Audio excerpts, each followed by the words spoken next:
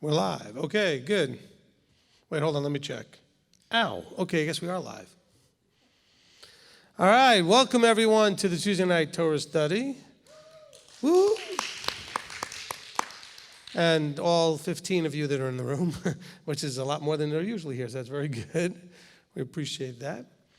All right, so welcome to the Torah study. We have a few people here live that will be interacting, as well as we have Mr. Manny Huerta over there on the live stream desk who will be taking care of all the interaction with the live stream. We do have also some leadership on there. I'm assuming we got Mr. Rob and Kurt on there as well.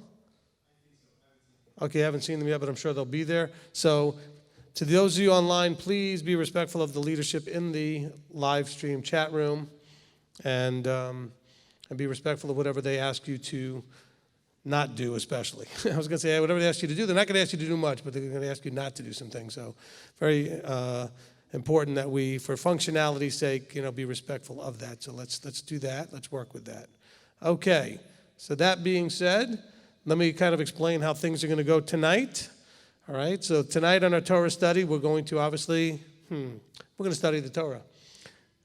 But we're not just going to go ahead and study the Torah. We have a little order of process here. So we're going to start off by, it's been our tradition that whenever we get together as a group that, we should inquire if there's any needs within the group that we can pray about or things like that. So we're going to take up some praises and prayer needs here at the beginning.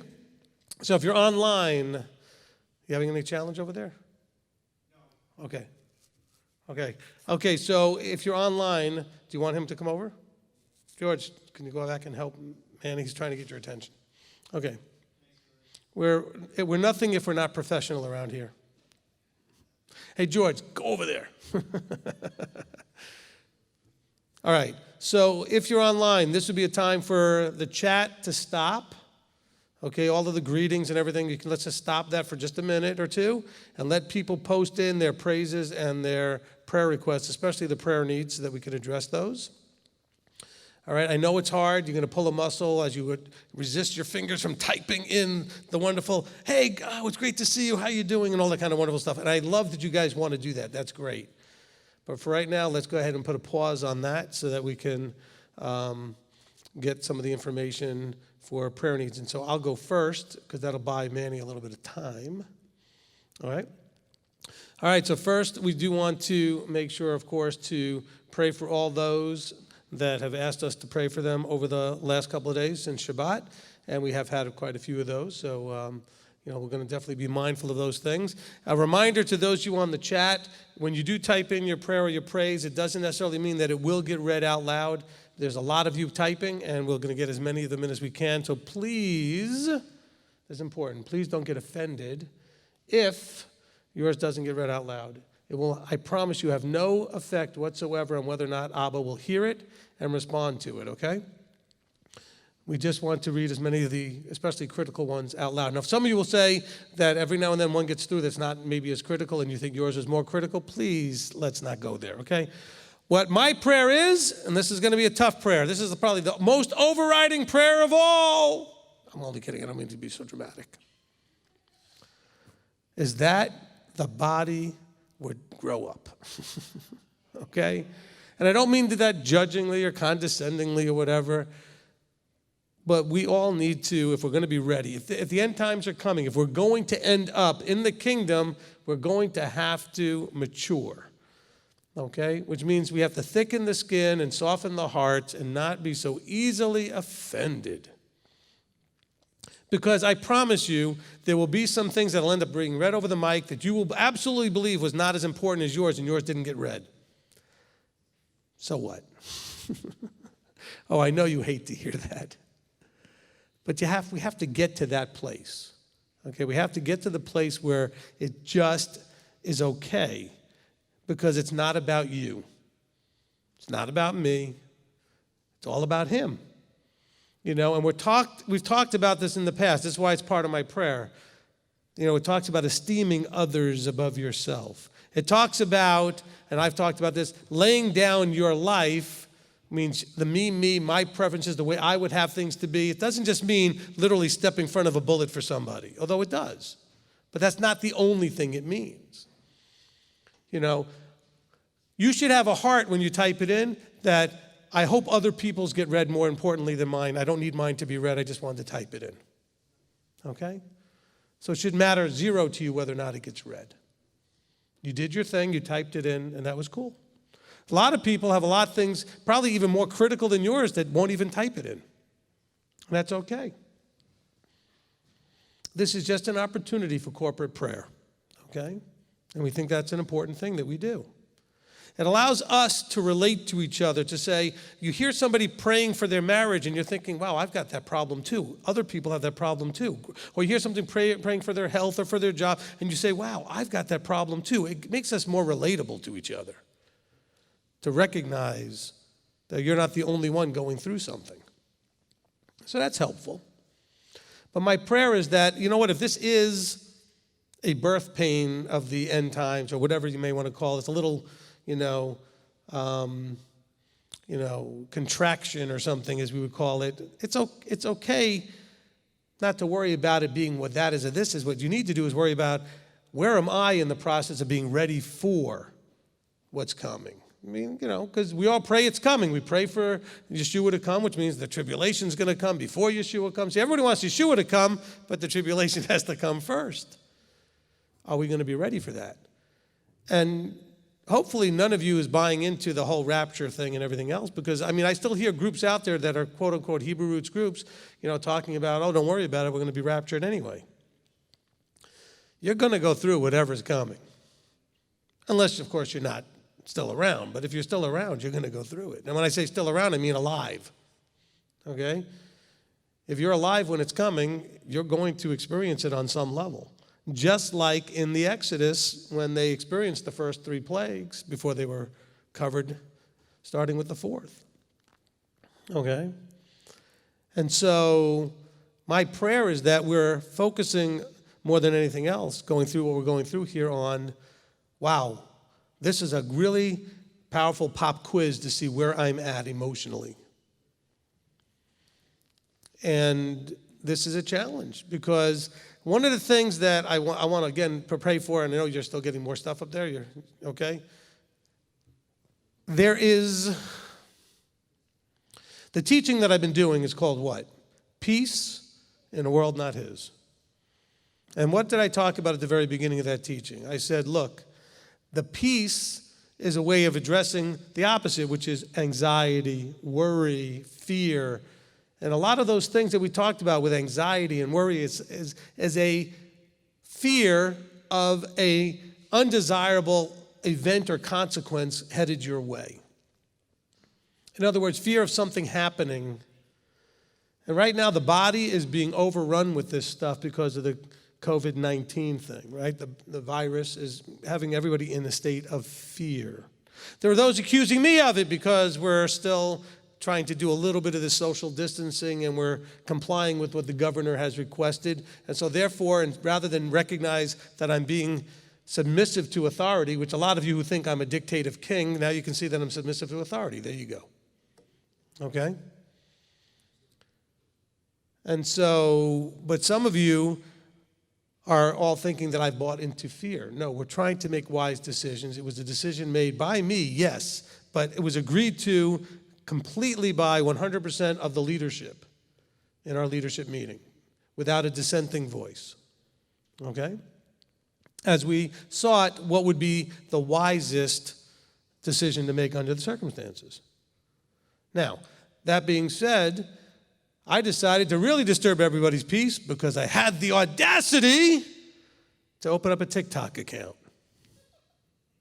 And that has freaked out a very small segment of the group. Now, maybe it's a larger segment than I think, but there hasn't been that many people freaked out about it. But the ones who have are very upset about it. Look, my prayer is that you find shalom. If you don't like something, because a lot of people felt that way when I was on Facebook. A lot of people feel that way no matter what you do. Don't do it. We put things on as many different places as we can, knowing that not everybody's participating in everything. But my prayer is that you find a way to not lose your shalom. Because people want to send me videos. And by the way, if I'm talking about you, yes, I am. But realize I'm talking about you and about 47 other people that have sent me videos. And they send me videos, by the way, not just about this, but I've been getting videos every day for years, okay? People send me videos about whatever it is they think I don't know about that I should know about, which is okay. Sometimes they're useful. Sometimes I ignore them because it's something I've already watched or whatever. But I mean, people are trying to get my attention because they feel like I'm uninformed. I can assure you, without any pride or ego or any hubris or any misgivings, that I don't make decisions without having done what I believe is, for me, a comfortable amount of research and involving other people to make sure that I've made a decision that I've done the research for. All right, now, that being said, I want to assure all of you who are afraid that all of a sudden your lives would be over if you had a TikTok account. First of all, if you feel that way, please don't get one. I don't need you to have any more anxiety than you're already dealing with. But I want you to recognize, I want you to go on YouTube, and I want you to look up Facebook tracking. I want you to look up Google tracking. I want you to look up what your phones are tracking and recognize that there is no avoiding this. I watched an Edward Snowden video today. Do you know who that is? There's a person who knows more than all of you will ever know about the government's ability and other groups' ability to track you. Right? He was the whistleblower when the government was basically spying on all of us. And he basically said, if you have a phone, you are being tracked. Every site you go to, every app you use is doing the same thing. There is no avoiding it. So yes, is TikTok doing all the things you're afraid of? Absolutely. Okay? Absolutely, it is doing everything you're afraid of. But by the way, so is your phone, even if you don't have TikTok. If you're on Facebook, and I love the fact that people are on Facebook warning me about TikTok. I mean, that's about as absurd as it can get. And again, I'm not mocking the people who do it. Your hearts are right. You're trying to get people's attention. You're trying to express your concerns because you think you're protecting and helping people. Okay? Let's deal with fear. And this is part of the prayer time.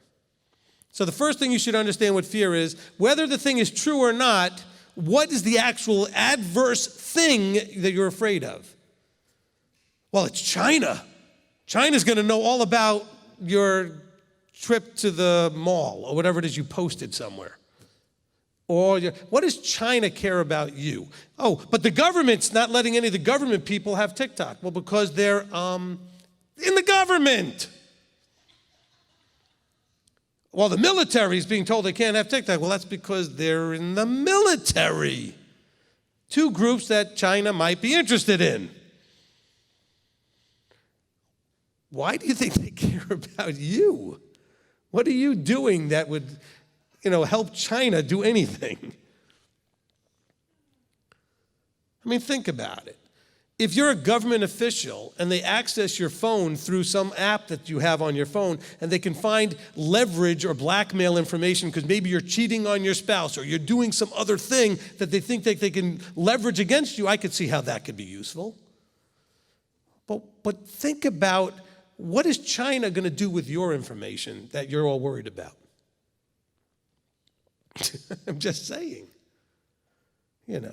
Well, it's on this one list that TikTok is now part of the top 12 sexual exploitation sites. By the way, on that list is Visa, Twitter, Facebook, Google, one of the major hotel chains. I can't remember which one it was, Wyndham or, I mean, really?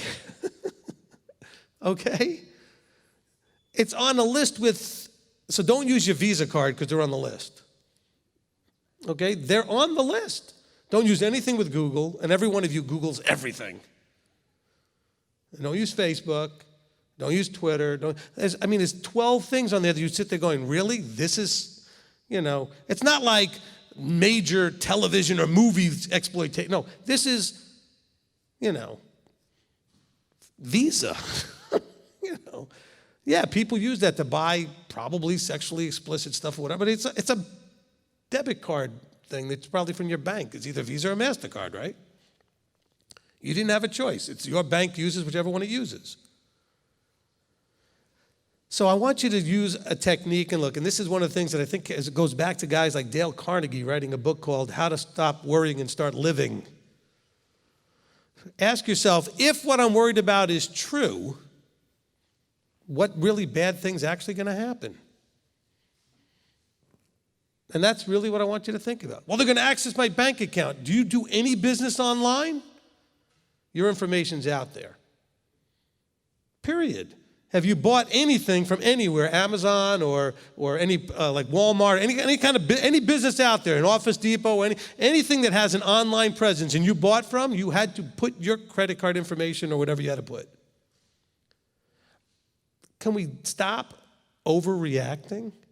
And it's not just this; it's a pattern of behavior. That's what I'm praying about. Okay. Now, if you don't want your child on something, well, don't let them have it. But by the way, if you're worried about TikTok, be worried about Instagram and Snapchat and everything else they're on, which are, by the way, probably worse. And they spend more time on it. I'm just saying, this is not me defending anything. Don't do anything you're not comfortable with. Okay, I'm not trying to convince you. I'm just trying to tell you, be careful that you're not overreacting to something that puts you in this is the place you do not want to be. It's called hypocrisy. I'm flipping out about A, but I'm doing B, which is the same as A. But it's not owned by China. Google's working out a deal to do everything they're doing here for China. They've been working on that for years. It's been in the news. Facebook also. Everybody wants the China market. And who knows, all of your information is being tracked by all of the companies you're not afraid of, is being sold to the companies you're afraid of anyway. It's reality. Look, this is big brother world, but it's not the government necessarily that's doing it. Everybody else is doing it. Anytime you with your cell phone go near any tower, it's registering your phone near that tower and all the other things. I mean, there are things that are happening. But I turned my phone off. No. You can't take the battery out anymore. Your phone's never off. So you used to be able to take the back of the phone off, and then your phone was off. You can't open your phone anymore. Not easily. Your phone is always on.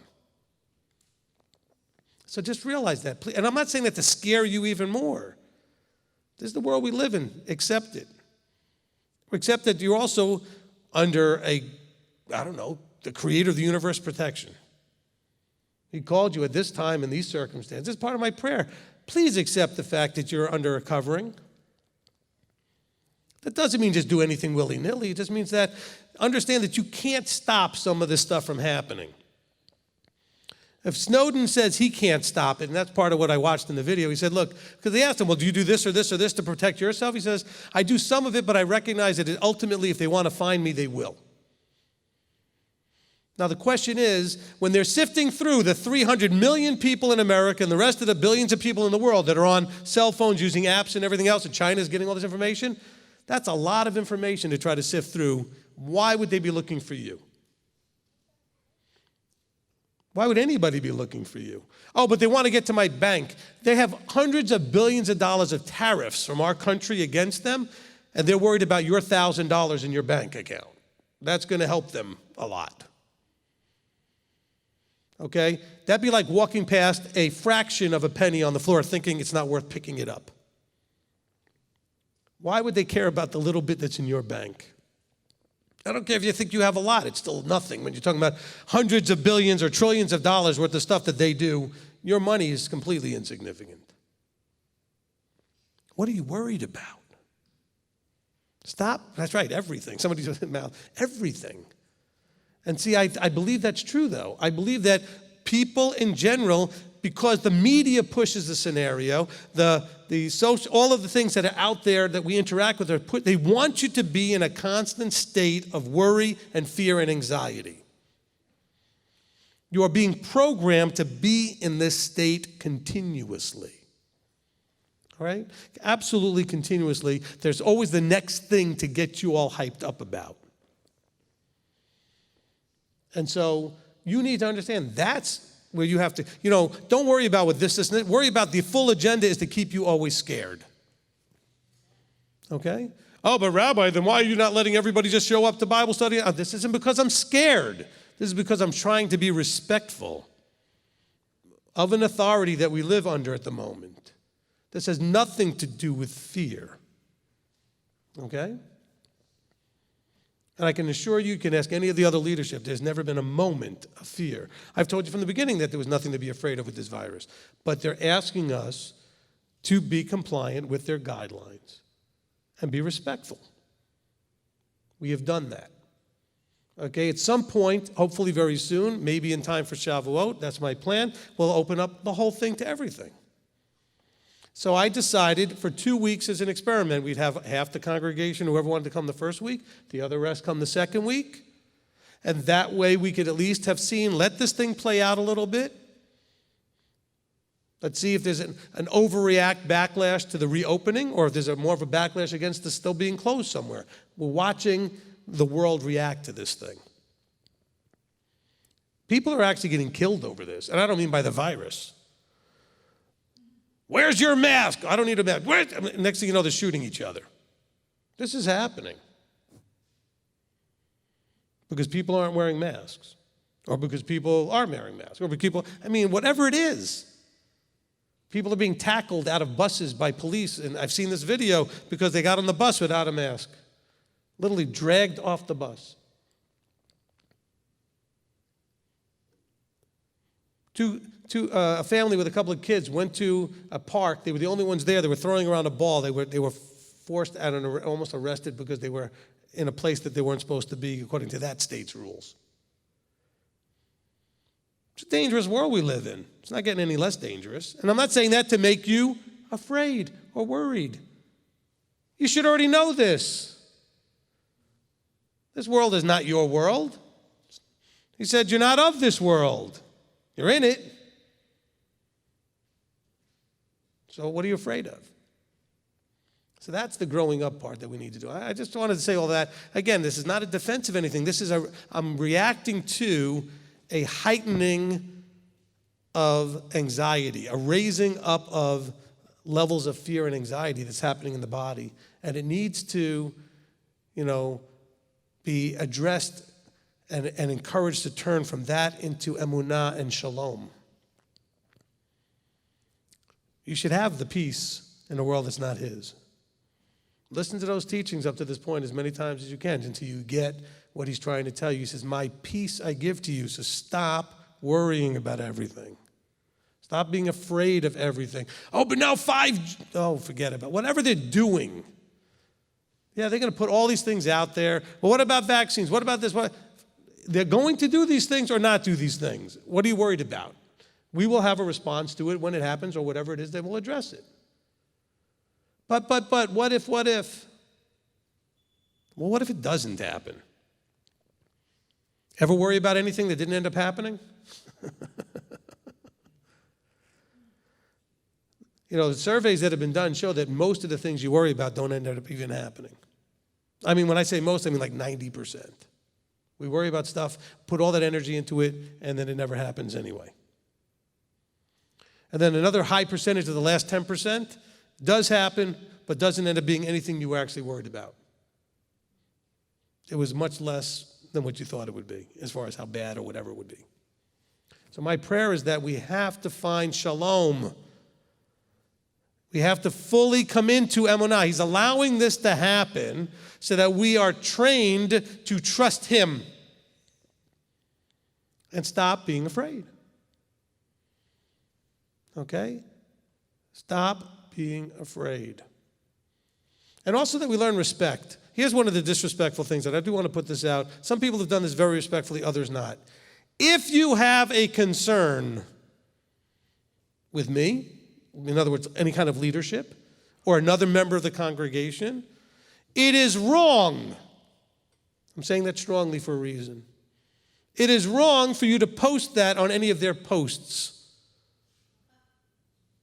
You contact them privately and say, I have a concern about something that you posted or something that you seem to be going in a direction of. Now, a lot of the people have contacted me directly with their concerns, and that's good. Others have decided, not just with me, but with each other, to go ahead and post on each other's posts and basically make them feel like they're either wrong or sinning or idiots or whatever. I mean, that's not appropriate. On my second part of my prayer, it's been a long prayer, right? It's already 20 minutes. Second part of my prayer is that we learn to be more respectful. We're supposed to go to our brother, not in public. You know, everybody's out there posting on each other's posts and doing all these things that are stirring up all this stuff, and then friendships are getting wrecked. Just approach people directly and privately. There's no reason for you to post on their posts. But, stop with that but. There is no but. Okay? And this is happening not with the teenagers necessarily. This is the adults that are doing it. Okay? That's right. So Kathy's like, well, we're the ones acting like teenagers. That's right. But some of you are thinking, well, I'm just trying to help. How often do you give unsolicited help and it goes well? I mean, it does, but very rarely. Okay? How often have you offered help and done something that you think is helpful to someone who didn't ask for any help and you had it received wonderfully? It does, but not often. Usually it blows up in your face. See, this is a pride issue. I had a conversation with someone today. We were talking about pride so we can understand what pride is. When you say, well, I think you ought to do this, and I don't think you should do that, the I part shows that there's something in you that has nothing to do with them. Now it's about you. Did they ask you what you thought about it? Most of the time, no. Why are we sharing opinions when nobody asks? Nobody wants to hear your opinion unless they ask you. They really don't. And that's not to be rude. What about you, all your opinions, Rabbi? I have a microphone. Nobody has to ask. I'm just giving general stuff, and if it doesn't apply to you, you ignore it. But you could ask the people in the congregation. I don't actively just walk up to people and insert myself in the stuff they're doing. They have to come and ask me. And some of you are just so free to jump in. By the way, what makes you think you're even qualified to answer these questions that people are going through? Whether it's about their marriages or their lives or counseling or finances, are you really qualified? And by the way, that doesn't mean I'm claiming I am. I'm just saying, before you do these things, what qualifies you? Is your life in a better shape than theirs in that area? But we think we're so helpful. We got to wake up, and we got to get this thing going, because maybe time is shortening a little bit. Certainly, the world as we know it has changed, and we don't know what that's going to look like fully yet, and, that's going to be some challenges. Okay? And we have to just be paying attention, be awake. And by paying attention, I don't mean just watching all the news to see what's happening. I mean, look in the mirror more and say, am I changing into him like I need to be? Or am I still seeing me in that mirror? And that's it. I mean, we got to figure that out. You guys, wait a minute. I thought it was Shabbat. This wasn't the sermon? Oh, it's Tuesday. We're supposed to be doing Torah studies. A big sign on the screen here that I'm looking at says Torah study. All right, I stalled long enough, Manny. Go ahead and bring us some prayer requests. These are the stuff that we need to hear anyway, so it's good stuff. Well, I actually took quite a few calls today with people that were very, very, very distressed. So this is perfect. Look, and I just want to tell all of you, you know what? All of you know, it's very cliche to say this, but if you read the end of the book, we win. It's the old saying, right? If you look at the end of the book, it comes out okay. Forget about we win. It's not like a fight. It all works out. If you read to the end of the book, it all works out. So what are you worried about? Okay? Continue. Okay, Carrick, praying the Father bless me and my children with a covering during all these transitions. Claudia, please pray for gainful employment and mental health. Carrie Ann, please pray Abba makes a way for our truck to get fixed or another method of transportation to be provided. Benjamin, praying for shalom and patience and waiting for Yahweh's timing. Claudia, please same thing. Pray for gainful employment and mental health. Selena, having trouble getting medicine for Lyme because it's also being used for CV. I'm being limited by the pharmacy and insurance, having some new health issues and trying to keep my shalom about it. Learning to grow, prayer requests for upcoming interviews and for wisdom with new doors opening in my life. Also for health and healing in my life and my family's. And also thank you, Rabbi, for your wisdom on the phone.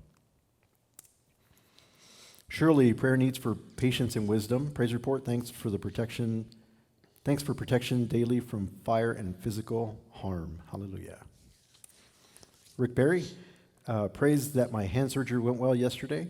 Yay. Prayer requests that throbbing pain becomes manageable and that upcoming physical therapy goes well. Michelle Perez, prayers for our sisters and brothers in Marco Polo that are sick and having struggles.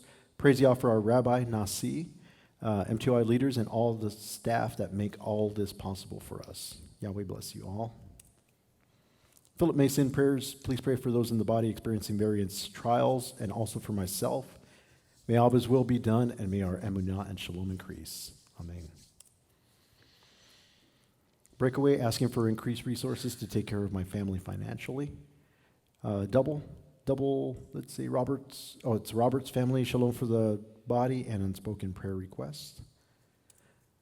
Aurora DeHaven, prayers for MTOI family, peace, shalom for all. April, prayers needed since my car accident years ago. I still cannot remember things from my childhood and retain new information. Santi Lee, pray for direction and preparation of a young adult fellowship to face end times. Cheryl, shalom to all you family, prayer requests. Need prayers for me going through a major life change. Christine, prayers for MTOI Academy and staff and leadership as we discuss ideas and plans for next school year. Praise that her mother and my mother and I are having similar health complications. It has actually brought us closer together where it has not always been the case. Amen.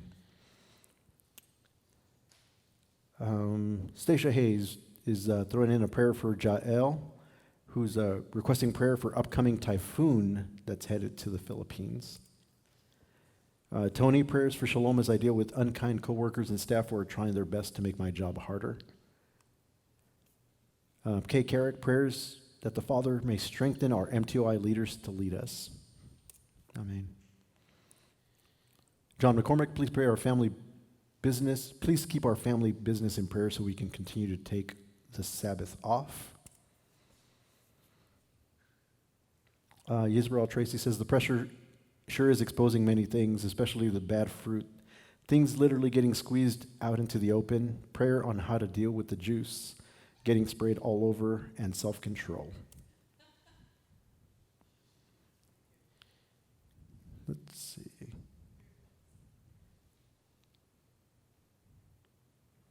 Claire Isaac, please keep Claire and Sarah in prayer. Chantel Jackson, prayers for Yah's will as we begin the moving process to Tennessee. Amen. Hey, amen. Kathleen Phillips, praise Yah, prayer request for the health of all my clients.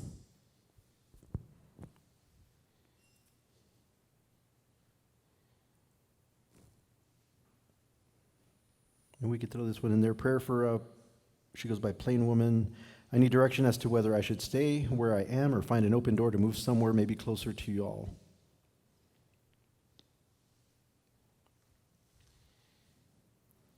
Deidre, prayers for Eric. He is in a mental hospital at the moment. Prayers that Abba will visit him while he is there. Praise that Abba will not give me more than I can handle. Thankful for leadership. And then Lisa Hersey says, pray for those who need encouragement right now. And I am caught up. Amen. Amen. Appreciate that. Okay, so again, a reminder that, if you had something that was unspoken, Abba heard it. It didn't need to be spoken out loud.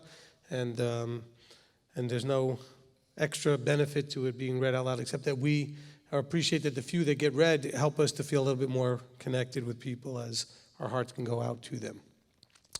Let's pray. Father, we come before you, and we are just really appreciative of the opportunity that when we have need, that we can come to you.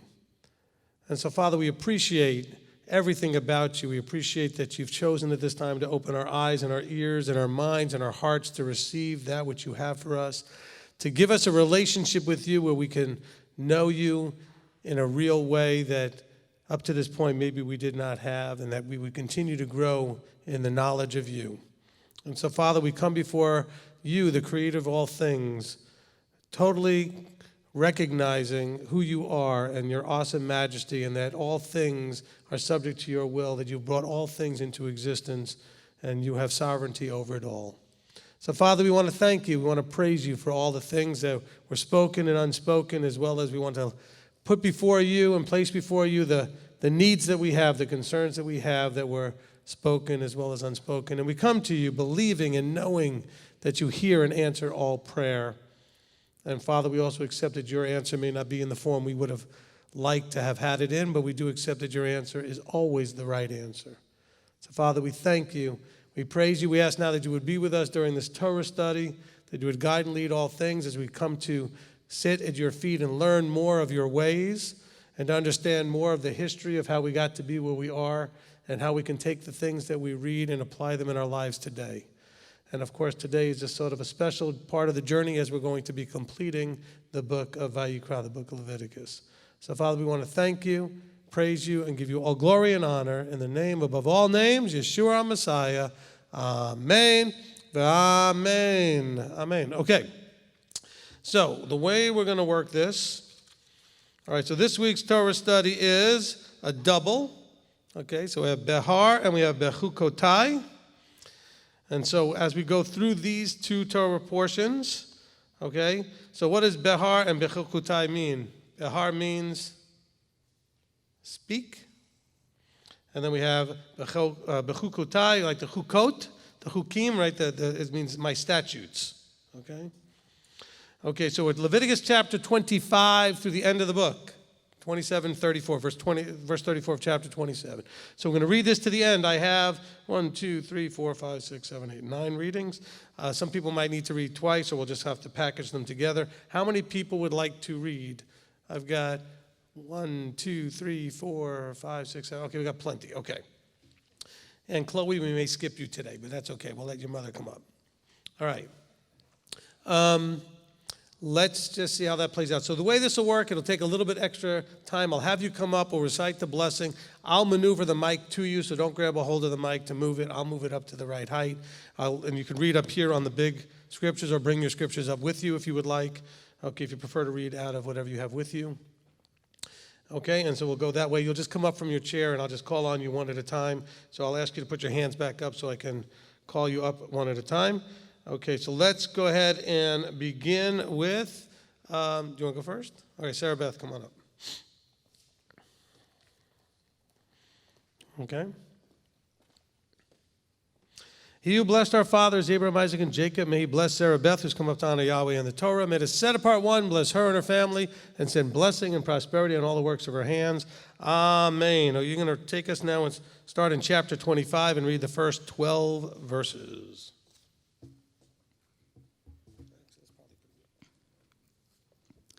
And Yahweh spoke to Moshe on Mount Sinai, saying, Speak to the children of Israel, and say to them, When you come into the land which I give you, then the land shall observe a Sabbath to Yahweh.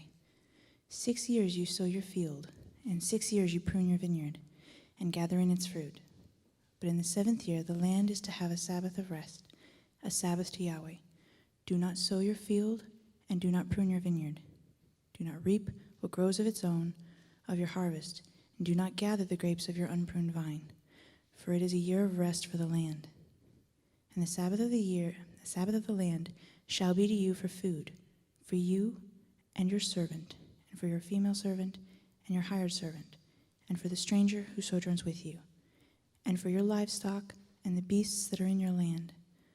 All its crops are for food. And you shall count 7 Sabbaths of years for yourself, 7 times 7 years. And the time of the 7 Sabbaths of years shall be to you 49 years. And you shall then sound a ram's horn to pass through on the 10th day of the 7th month. On the day of atonement, cause a ram's horn to pass through all your land. And you shall set the 50th year apart, and proclaim release throughout all the land, to all its inhabitants. It is a jubilee for you, and each of you shall return to his possession, and each of you return to his clan. The 50th year is a jubilee to you. Do not sow, nor reap what grows of its own, nor gather from its unpruned vine. It is a jubilee, it is set apart to you. Eat from the field its crops. Amen. Amen. Okay. Before I call up the next reader, the ukulele is not plugged. It's plugged in, but it's off there, so I can unplug it. Brianna, unplug your ukulele, please. I hope that was not on since Shabbat. Otherwise, we have a dead battery. Okay. All right, next reader. We'll stay on this side of the room. Jana, you want to come up?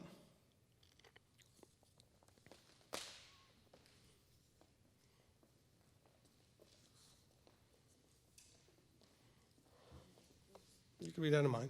Come around this side. It's okay. All right. He who blessed our fathers, Abraham, Isaac, and Jacob, may he bless Jana, who's come up to honor Yahweh in the Torah. May the set apart one bless her and her family and send blessing and prosperity in all the works of her hands. Amen. Okay, you're going to take us from verse 13 to 28. Actually, you're already on the next page.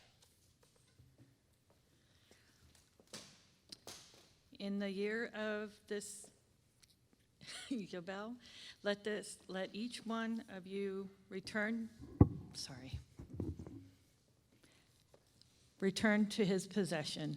And when you sell whatever to your neighbor or buy from the hand of your neighbor, do not exploit one another. According to the number of years after Yobel, probably saying that wrong, you buy from your neighbor, and according to the number of years of crops he sells to you. According to the greater number of the years, you increase its price, and according to the fewer number of years, you diminish its price, because he sells to you according to the number of the years of the crops.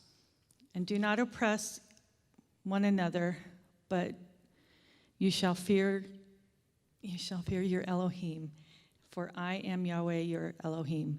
And you shall do my laws and guard my right rulings, and shall do them. And you shall dwell in the land in safety. And the land shall yield its fruit, and you shall eat the satisfaction, and shall dwell there in safety. And since you might say, what do we eat in the 7th year, since we do not sow nor gather in our crops? Therefore I have commanded my blessing on you in the 6th year. It shall bring forth the crop for 3 years. And you shall sow in the 8th year, and eat of the old crop until the 9th year. Eat of the old crop until its crop comes in. You said to 23? 28. Oh, sorry.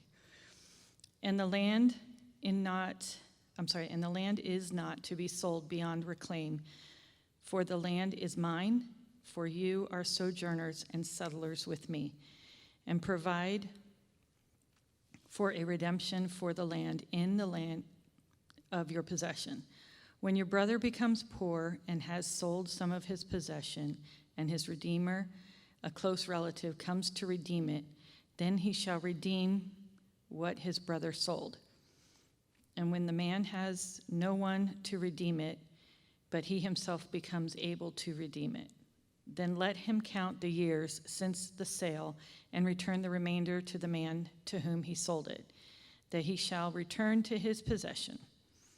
And if his hand has not found enough to give back to him, then what was sold shall remain in the hand of him who brought it until the year of the Yobel. And it shall be released in the Yobel, and he shall return to his possession. Am I saying that right? Yep, very good. Okay. Amen, amen, okay. All right, let's see, next up, let's go ahead and call Kathy up. We'll stay on this side of the room.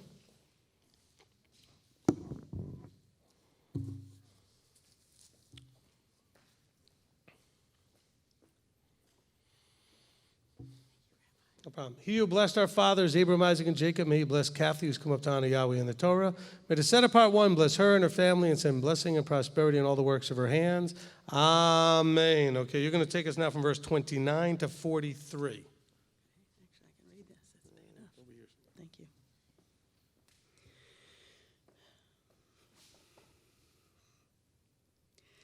And when a man sells a house in a walled city, then his right of redemption shall be at the end of the year after it is sold. His right of redemption lasts a year. But if it is not redeemed within a complete year, then the house in the walled city shall be established beyond reclaim to the buyer of it throughout his generations. It is not released in the Yobel. The houses of villages, however, which have no wall around them, are reckoned as the field of the country. A right of redemption belongs to it, and they are released in the Yobel. As for the cities of the Levites and the houses in the cities of their possession, the Levites have a right of redemption forever, and that which is redeemed from the Levites, both the sale of a house and the city of his possession, shall be released in the year of Yobel, because the houses in the cities of the Levites are their possession in the midst of the children of Israel. But the field of the open land of their cities is not sold, for it is their everlasting possession. And when your brother becomes poor, and his hand has failed with you, then you shall strengthen him, and he shall live with you like a stranger or a sojourner. Take no interest from him or profit, but you shall fear your Elohim, and your brother shall live with you. Do not lend him your silver on interest, and do not lend him your food for profit. I am Yahweh your Elohim, who brought you out of the land of Mitzrayim to give you the land of Canaan, to be your Elohim. And when your brother who dwells by you becomes poor and sells himself to you, do not make him serve as a slave, but as a hired servant, as a settler, he is with you and serves you until the year of Yobel. More? 43, sorry. And then he shall leave you, he and his children with him, and shall return to his own clan, even return to the possession of his fathers. For they are my servants, whom I brought out of the land of Mitzrayim. They are not sold as slaves. Do not rule over him with harshness, but you shall fear your Elohim. Amen. Amen. Amen. Okay, we're going to shift over to this side. Steve, did you want to read? Come on up.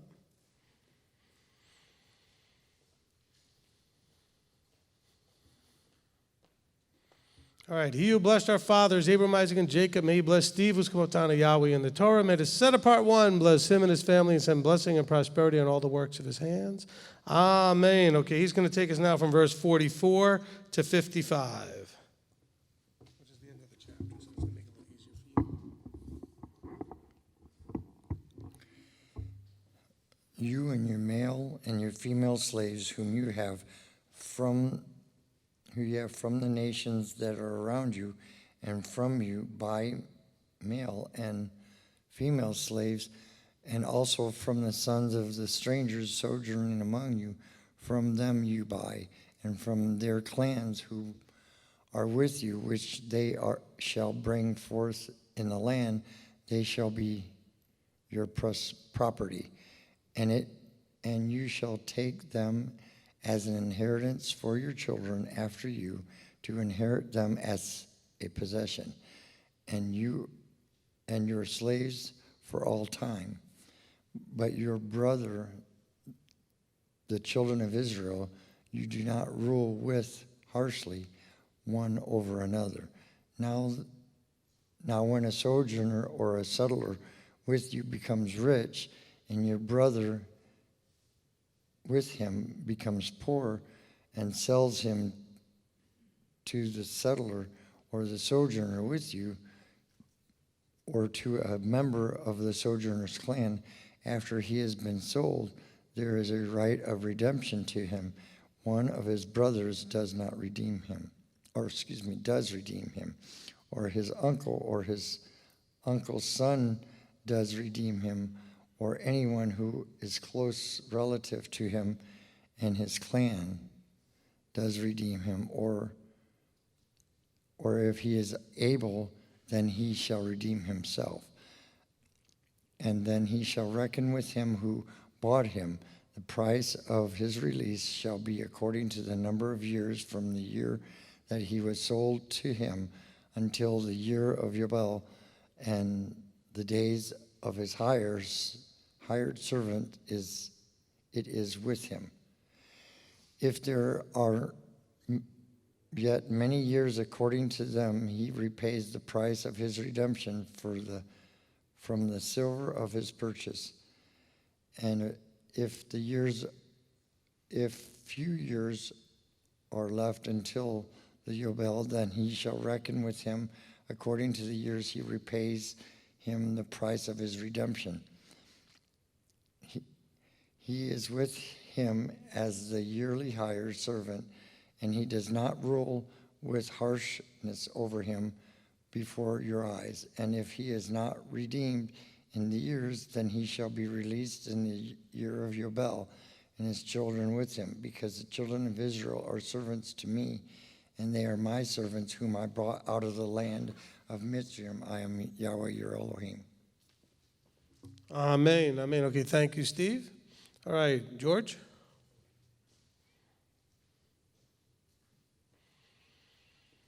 All right, George, you're going to take us now to chapter 26.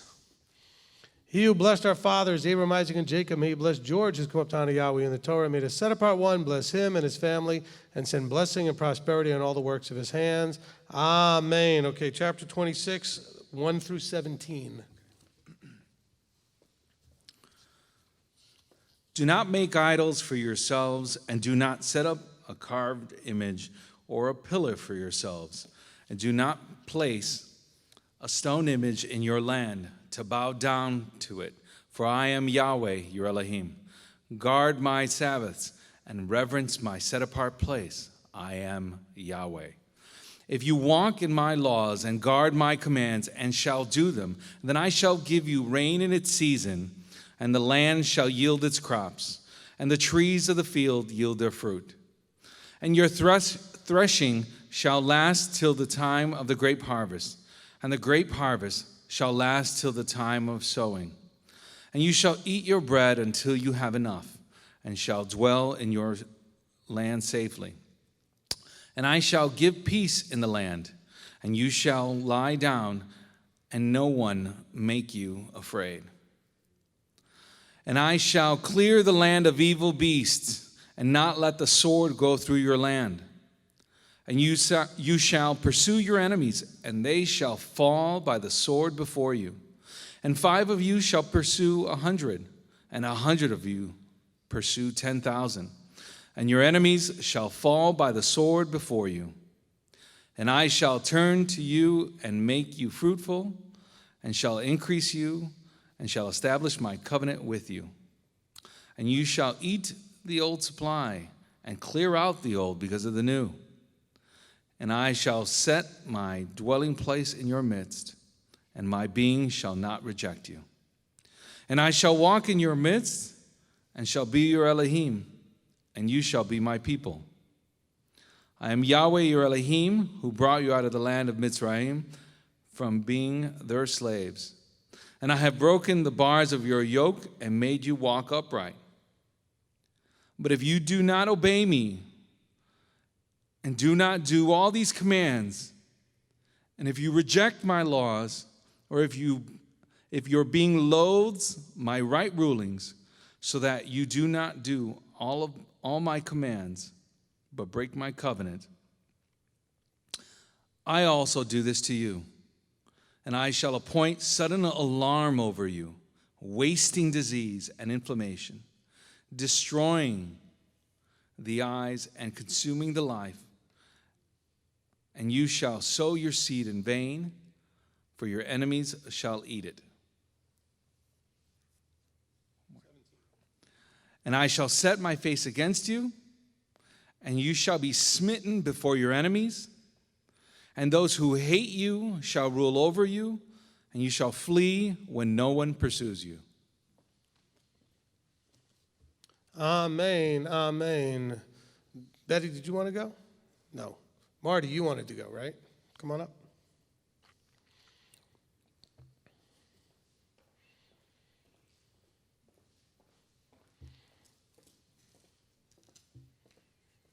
All right. He who blessed our fathers, Abraham, Isaac, and Jacob, may he bless Marty, who's come up to honor Yahweh in the Torah. May the set apart one bless him and his family and send blessing and prosperity on all the works of his hands.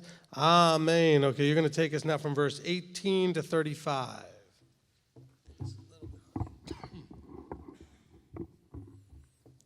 Here, 18 to 35.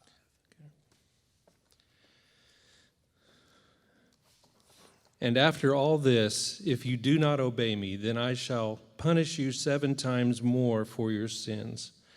And I shall break the pride of your power, and shall make your heavens like iron, and your earth like bronze. And your strength shall be spent in vain, and your land shall not yield its crops, nor the trees of the land yield their fruit. And if you walk contrary to me, and refuse to obey me, I shall bring on you 7 times more plagues according to your sins, and send wild beasts among you, which shall bereave you of your children. And I shall cut off your livestock and make you few in number, and your highways shall be deserted. And if you are not instructed by me by these, but walk contrary to me, then I also shall walk contrary to you, and I myself shall strike you 7 times for your sins. And I shall bring against you a sword executing the vengeance of my covenant, and you shall gather together in your cities, and I shall send pestilence among you, and you shall be given into the hand of the enemy. When I have cut off your supply of bread, 10 women shall bake your bread in one oven, and they shall bring back to you your bread by weight, and you shall eat and not be satisfied. And if in spite of this you do not obey me, but walk contrary to me, then I shall walk contrary to you in wrath. And I myself shall punish you 7 times for your sins. And you shall eat the flesh of your sons and eat the flesh of your daughters. And I shall destroy your high places and cut down your sun pillars and put your carcasses on the carcasses of your idols. And my being shall loathe you. And I shall return, and I shall turn your cities into ruins and lay your set-apart places waste, and not smell your sweet fragrances. And I shall lay the land waste, and your enemies who dwell in it shall be astonished at it. And I shall scatter you among the nations and draw out a sword after you, and your land shall be desert, and your cities ruins. And the land enjoy its Sabbaths as long as it lies waste, and you are in your enemies' lands. Then the land would rest and enjoy its Sabbaths. As long as it lies waste, it rests. For the time it did not rest on your Sabbaths when you dwelt in it. Amen. Okay, who else wanted to read on this side? I've got 3 more. I know, Manny, you want to go. I'll put you last. Michael, come on down. Let's pull you away from the camera for a second. Okay, and you'll read? So that's perfect. Okay. He who blessed our fathers, Abraham, Isaac, and Jacob, may he bless Michael, who's come up to honor Yahweh in the Torah. May the set-apart one bless him and his family and send blessing and prosperity in all the works of his hands. Amen. Okay, Michael, you're going to read from verse 36 to 46, which is the end of the chapter. 36. And as for those of you who are left, I shall send faintness into their hearts in the lands of their enemies, and the sound of a shaken leaf shall cause them to flee. And they shall flee as though retreating from a sword, and they shall fall when no one pursues. And they shall stumble over one another as from before a sword, when no one pursues. And you shall be unable to stand before your enemies. And you shall perish among the nations, and the land of your enemies shall eat you up. And those of you who are left rot away in their crookedness in your enemies' lands, and also in their fathers' crookedness right away with them. But if they confess their crookedness and the crookedness of their fathers with their trespass in which they trespassed against me, and that they also have walked contrary to me, and that I also have walked contrary to them and have brought them into the land of their enemies. If their uncircumcised hearts is then humbled, and they accept the punishment of their crookedness, then I shall remember my covenant with Jacob, and also my covenant with Ishak, and also remember my covenant with Abraham, and remember the land. For the land was abandoned by them, and enjoying its Sabbaths while lying waste without them, and they were paying for their crookedness because they rejected my right rulings, and because their being loathed my laws. And yet, for all this, when they are in the land of their enemies, I shall not reject them, nor shall I loathe them, so as to destroy them and break my covenant with them, for I am Yahweh, their Elohim. Then I shall remember, for their sake, the covenant of the ancestors whom I brought out of the land of Mitzrayim before the eyes of the nations to be their Elohim. I am Yahweh. These are the laws and the right rulings and the Torah which Yahweh made between himself and the children of Israel on Mount Sinai by the hand of Moshe. All right, thank you, Michael. Okay, Brianna. I said you're going to go last. You could do it up there. You don't need to come up here. All right, over here. Here we go. He who blessed our fathers, Abraham, Isaac, and Jacob, may he bless Brianna, who's come up to honor Yahweh in the Torah. May the set-apart one bless her and her family and send blessing and prosperity in all the works of her hands. Amen. Okay, you're going to read verses 1 through 15 in chapter 27.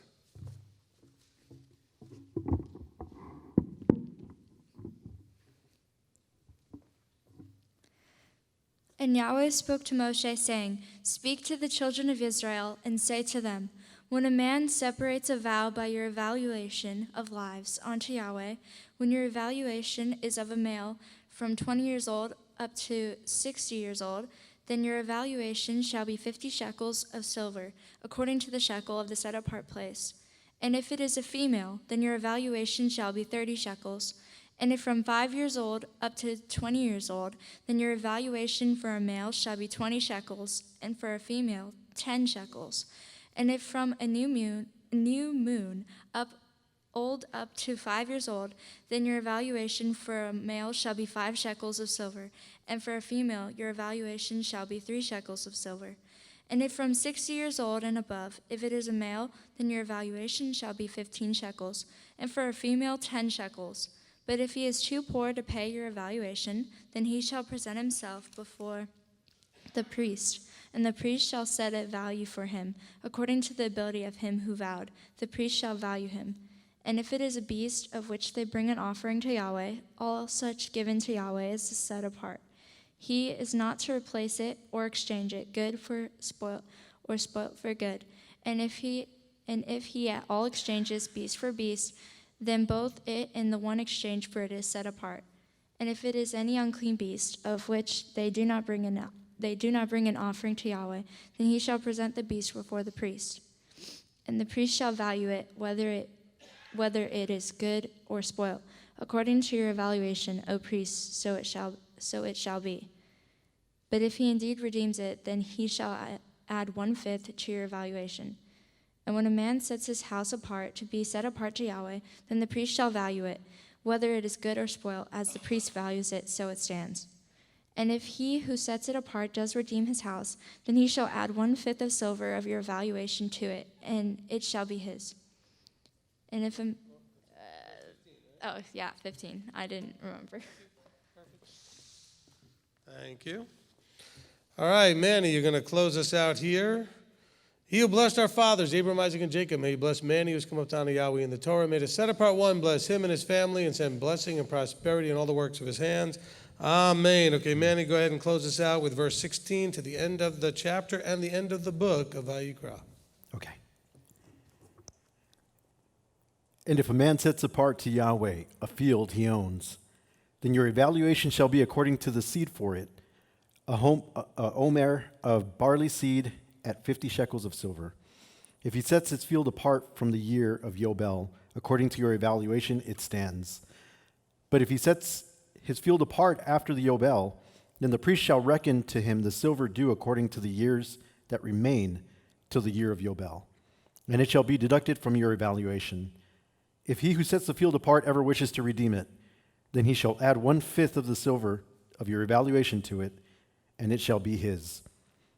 And if he does not redeem the field, or if he has sold the field to another man, it is no longer redeemed. But the field, when it is released in the Yobel, it is set apart to Yahweh as a dedicated field to be the possession of the priest.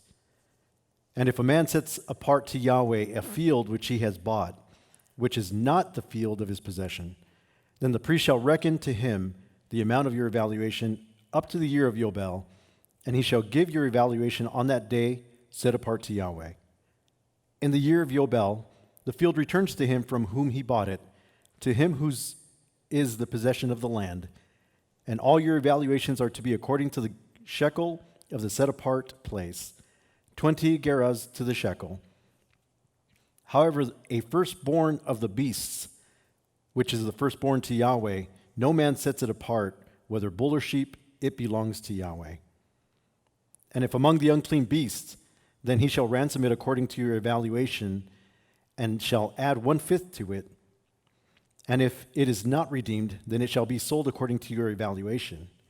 However, whatever a man lays under ban for Yahweh, of all that he has, man and beast, or field of his possession, is not sold or redeemed. Whatever is laid under ban is most set apart to Yahweh. No one under the ban among men is ransomed, but shall certainly be put to death. And all the tithe of the land, of the seed of the land, or of the fruit of the tree belongs to Yahweh. It is set apart to Yahweh. If a man indeed redeems any of his tithes, he adds 1/5 to it. And the entire tithe of the herd and of the flock, all that passes under the rod, the 10th one is set apart to Yahweh. He does not inquire whether it is good or spoilt, nor does he exchange it. And if he exchanges it at all, then both it and the one exchanged for it are set apart. It is not redeemed. These are the commands which Yahweh commanded Moshe for the children of Israel on Mount Sinai. Amen. Amen. Okay, thank you to all you readers. Excellent job today. Appreciate that. Especially, I know Manny and Brianna appreciate not being the only readers for a change, so that was kind of good. All right, the traditional blessings. He who blessed our fathers, Abraham, Isaac, and Jacob. That's how we do it on like the top of my page. That's how we. Actually, it's good that we did that because we forgot to do something important first. At the end of every book, we should say, Chazak, Chazak, v'nitzhazek, which means be strong, and may we be strengthened as we read and learn from his word. Okay. Baruch atah Yahweh, Eloheinu melech haolam, asher natan lanu Torat emet, v'chayei olam nata b'tochenu, Baruch atah Yahweh, noten haTorah. Amen. Blessed are you, Yahweh our Elohim, King of the universe, who has given us a Torah of truth and has planted eternal life in our midst. Blessed are you, Yahweh, giver of the Torah. Amen. All right, amen. Okay, so we finished another book. Wow. 3 down, 2 to go. It started off, we're in Genesis, and wow, we're already up to Bidmidbar, up to Numbers. Wow, yay, that's good stuff. All right, because we all know that in the beginning of the book of Numbers, nothing but good stuff only happens. No, not exactly. Okay. All right, fantastic job. Okay, so let me do some announcements real quickly here, and then we'll get into our discussion. So for those of you that were reading along, I should have announced that you should have been taking notes if you wanted to ask a question or comment. This would be a good time, I suppose, for you to type in some things, but I'd rather you listen to the announcements first just a little bit. I want you to pay attention. I don't want you to say you didn't get to hear it. So here's some of the quick announcements. First of all, I want to welcome any guests we may have online today. We are supposed to be children of Abraham, and Abraham was known for his hospitality, so we want to welcome you. How many we got on there right now? 265. There's a lot of computers on there that we're being able to participate with us today. Fantastic. Okay, and for those of you that were not aware, we did go over the 23,000 subscriber mark. So if you're online and have not yet subscribed to our YouTube channel, we'd appreciate that. It does help with us getting out the word as far as reaching people and showing up on the sidebars when people do searches for things that we may also have a teaching about. So if you want to go ahead and do that, that'd be great. Wouldn't mind if you hit the like button either. That would probably help us as well. Okay, so we want to welcome our guests. So we are up to day 34 in the Omer count. I hope everybody's counting the Omer along with us. Okay, day 34. Okay, we do have an Omer count challenge, and that document you can find on the MTOI website, the new MTOI website, so we're very excited about that. Hopefully you guys are enjoying that. The new website, I think, is working out really, really well. Thank you also to Tommy Stevenson for helping us quickly get things up on the new site. Okay, so day 34, so it's 16 days till Shavuot is fully come. Wow.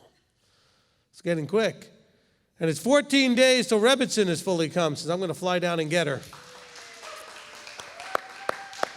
I made a decision to put on my hero cape and fly down so that she doesn't have to drive the 12 hours back, and I'm going to go down and get her 2 weeks from tomorrow. So I'm going to go bring her back in time for Shavuot. And so we're all excited about that. Okay? By the way, since I did mention the website, we do have something new on the website. Okay? Some of you have enjoyed over the years Miss Shira's reading of the scripture. Okay? And she reads quite beautifully. And so a lot of people have suggested that she would record some of that. So all of the book of Vayikra, the Torah portions, are recorded and are now on the MTOI website under Media. Okay, look under Media. Okay. Okay, so all of Vayikra by Torah portion is on there, so you can listen to her read the scriptures. I think it's fantastic, so we're happy to have that on there. Now, all right, so every Tuesday night, we do have the Torah study like this. So if you're new online, we do this every week. Okay, with the exception, perhaps if there is an exception, when we are right before a holy day or during a holy day when it'd be harder to do on a Tuesday night. But otherwise, we try to do this every Tuesday night. So you're welcome here, 8 o'clock Eastern time every week. Also, we have a fantastic program for the youth. It's called Parsha Pearls. It's on, fantastic, and it's on our website that we have for the youth, which is ymtoi.org, ymtoi.org. And that program is for free. It's available to you free of charge. You can download it, print it. There are some things that you may have to spend some money on if you want to do them. There are crafts that you can do and snacks you can make, and some of that may cost you a little bit if you want to participate in those. But there are also wonderfully free things like coloring pages. And again, you might have to provide yourself with your own crayons or markers. Oh, well, whatever it is. But there are all kinds of enjoyable things in this. It's a discussion of an aspect of the Torah portion combined with a way to test the children to see how much they were paying attention, and things like fill in the blanks, word searches, crossword puzzles, all kinds of little games like that. Like I said, there's a snack that's connected to the portion. There's a craft connected to the portion that they can do. There's flashcards with some Hebrew words that are from the Torah portion. So it's really a great thing, and it's a fantastic program put together by my favorite Rebbitzin, my wife, okay? And her very, very talented staff. I think that they've done a fantastic job.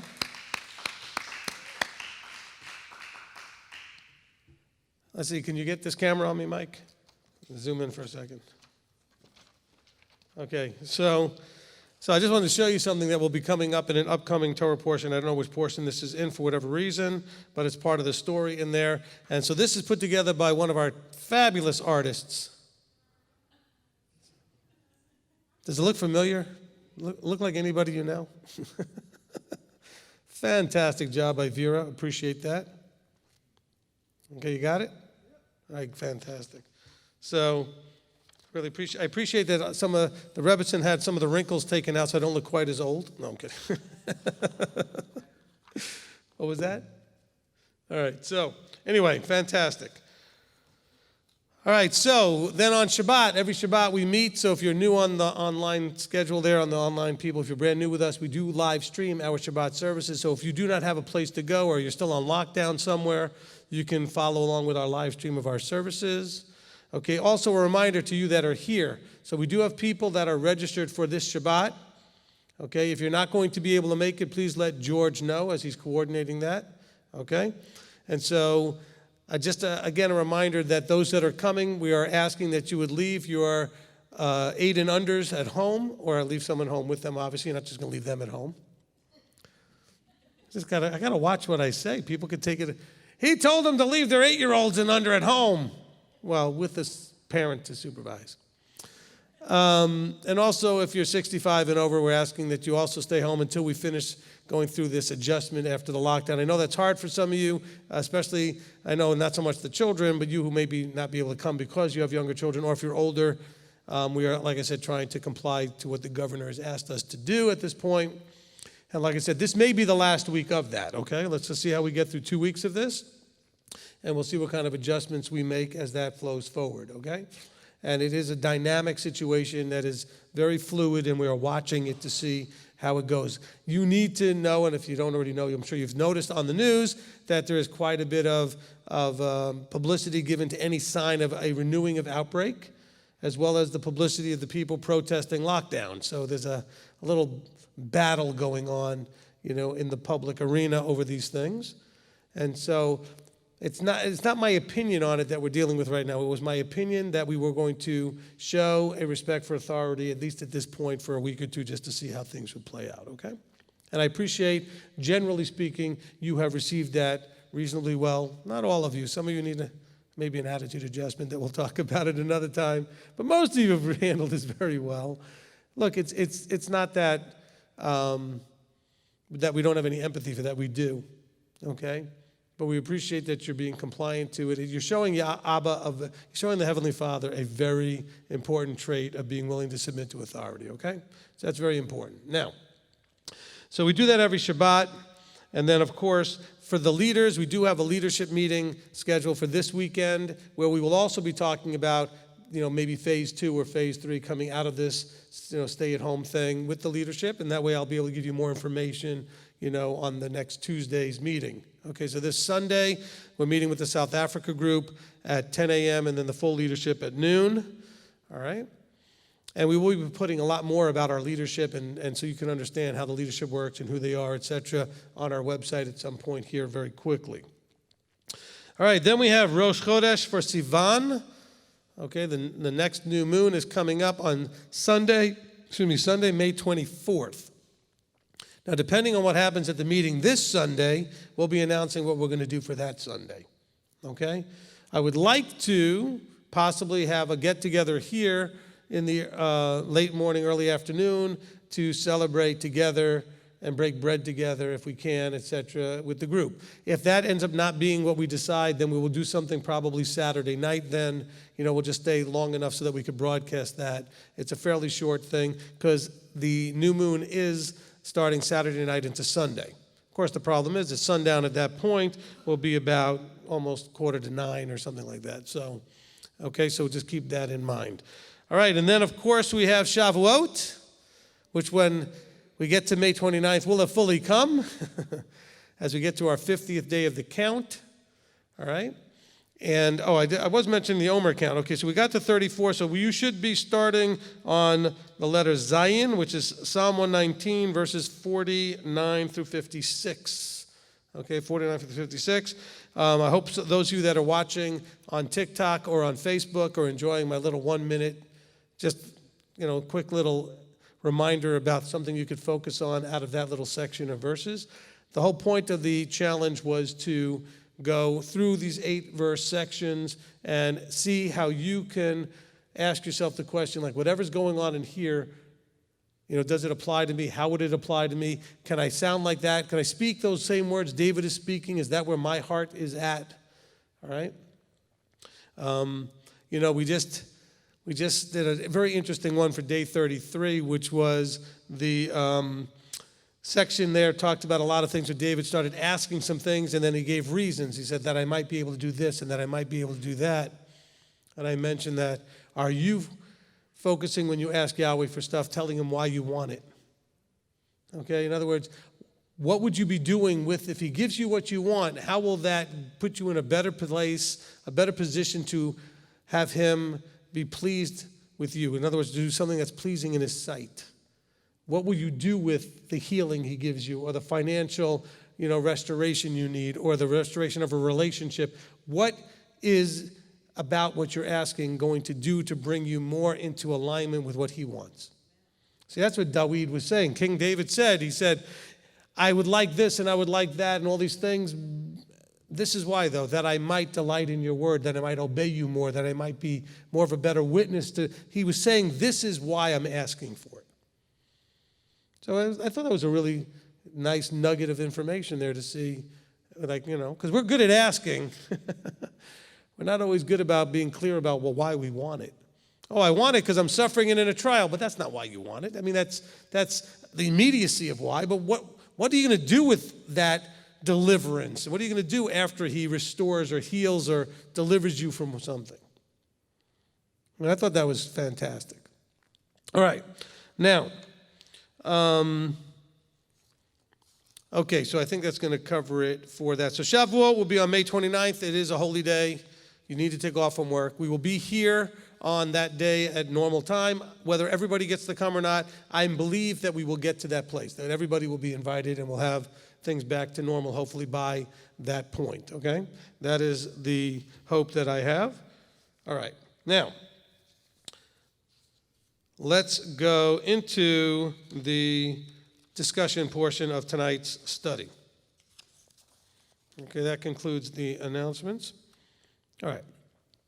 So, Behar and Bechukotai, Leviticus 25 to the end here of the book.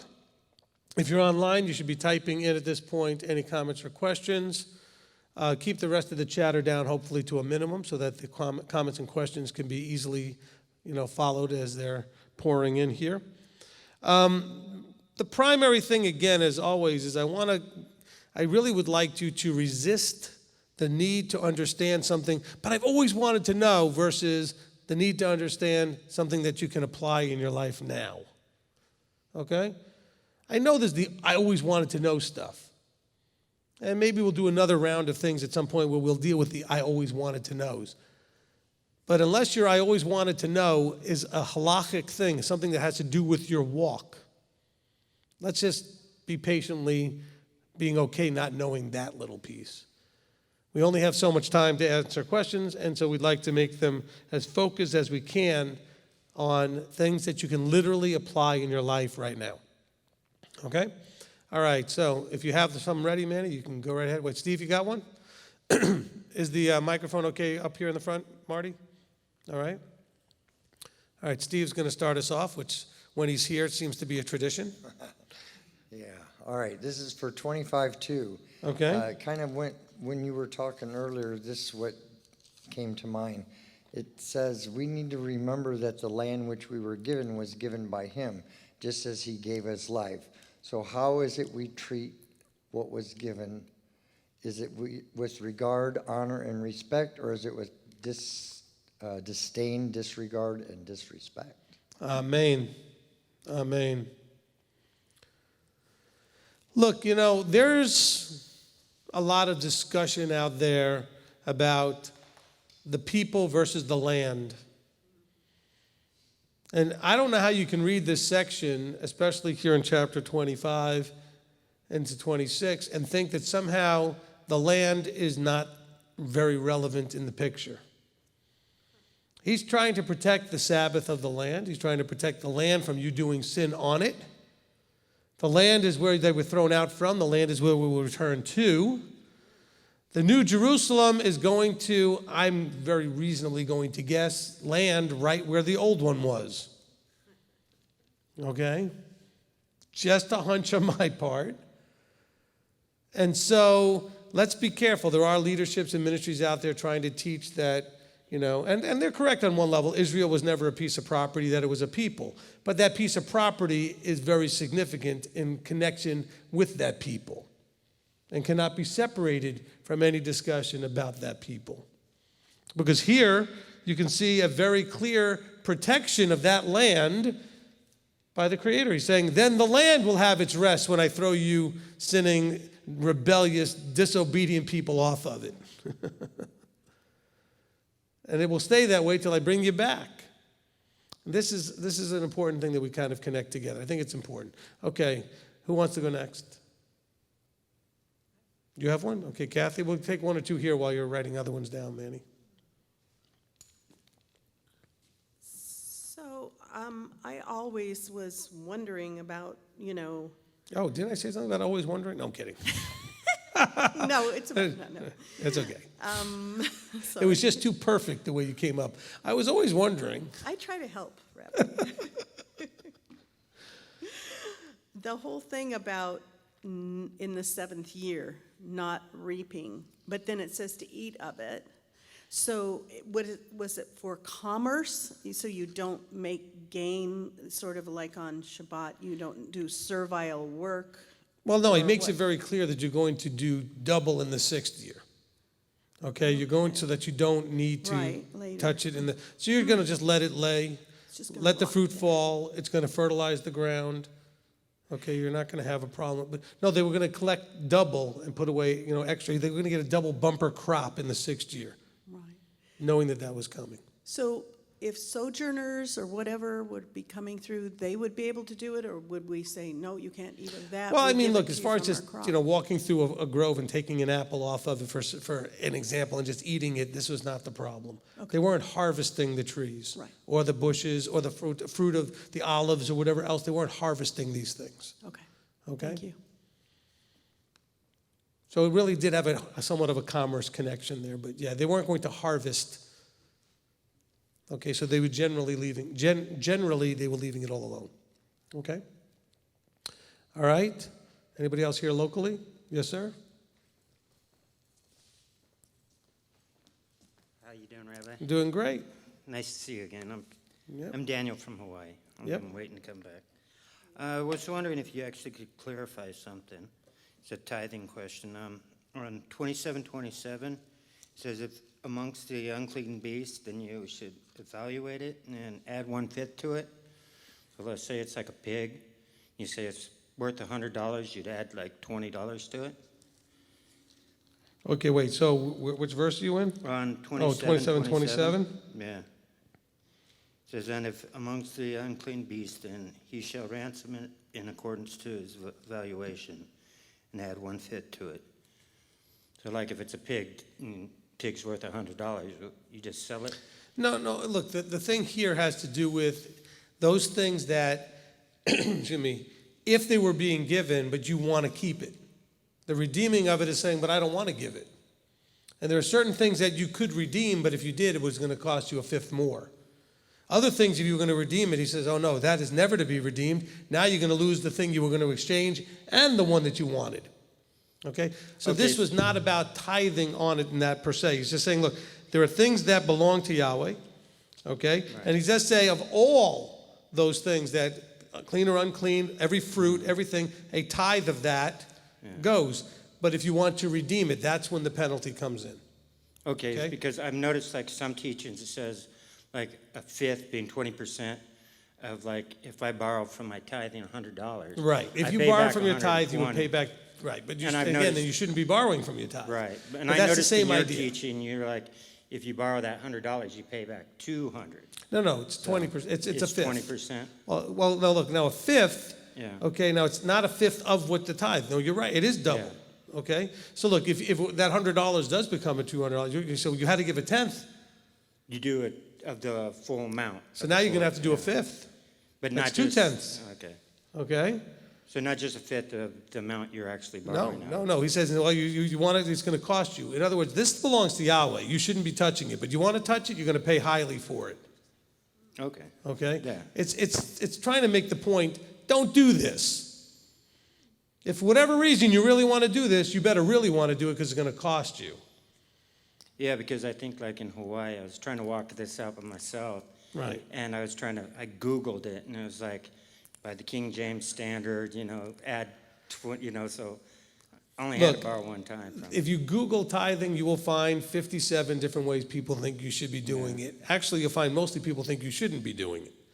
Okay, but if they are actually telling you how it was done, they'll come up with all kinds of ways of taking a tithe, and then the next tithe of a tithe, and all these other things. The next thing you know, it's fractional pieces of something, but that's not what it is. This is trying to put a penalty and punishment on the thought of taking something that doesn't belong to you. So when he says a fifth, you took a tenth and you doubled it. All right? You took a tenth and you turned it into a fifth. Okay, thank you. Okay, amen. All right, so you really like that sheep for whatever reason. All right, well now instead of that sheep, now you got to give up 2 sheep for that 1 sheep. Okay? So it becomes very expensive. He also says the punishment is, oh, you want something that you're not supposed to have at all? Well, good. Then the thing you were going to exchange for it and the thing you wanted, you both lose both of them. This is trying to teach them about a problem that he knew they would have. Remember what I told you when I did the tithing teaching? It was going to expose one of 2 things. Either a greed, meaning not like greed wanting wealth of the world, but just I want my stuff, it's mine, mine, mine. That sort of selfish possessiveness. So we don't even call it a greed. It might expose that. It's mine, you can't have it. It's mine, I get to decide what to do with it. Or it would expose a finance problem. This is dealing with the possessions problem. It's mine, I don't want to give it to you. And he says, well, good. You don't want to give it to me. It's either going to cost you double or you're going to lose both, depending on what the thing is and what the situation is. Do you want to play this game? It's an expensive game. In other words, the best way to win at this game is not to play. Don't play with it. Just do what you're told to do.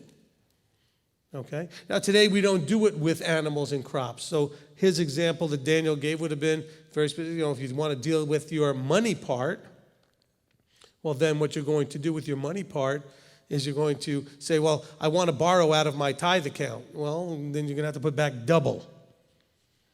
Okay? So, in other words, it's not a good thought. It's not a wise way to go.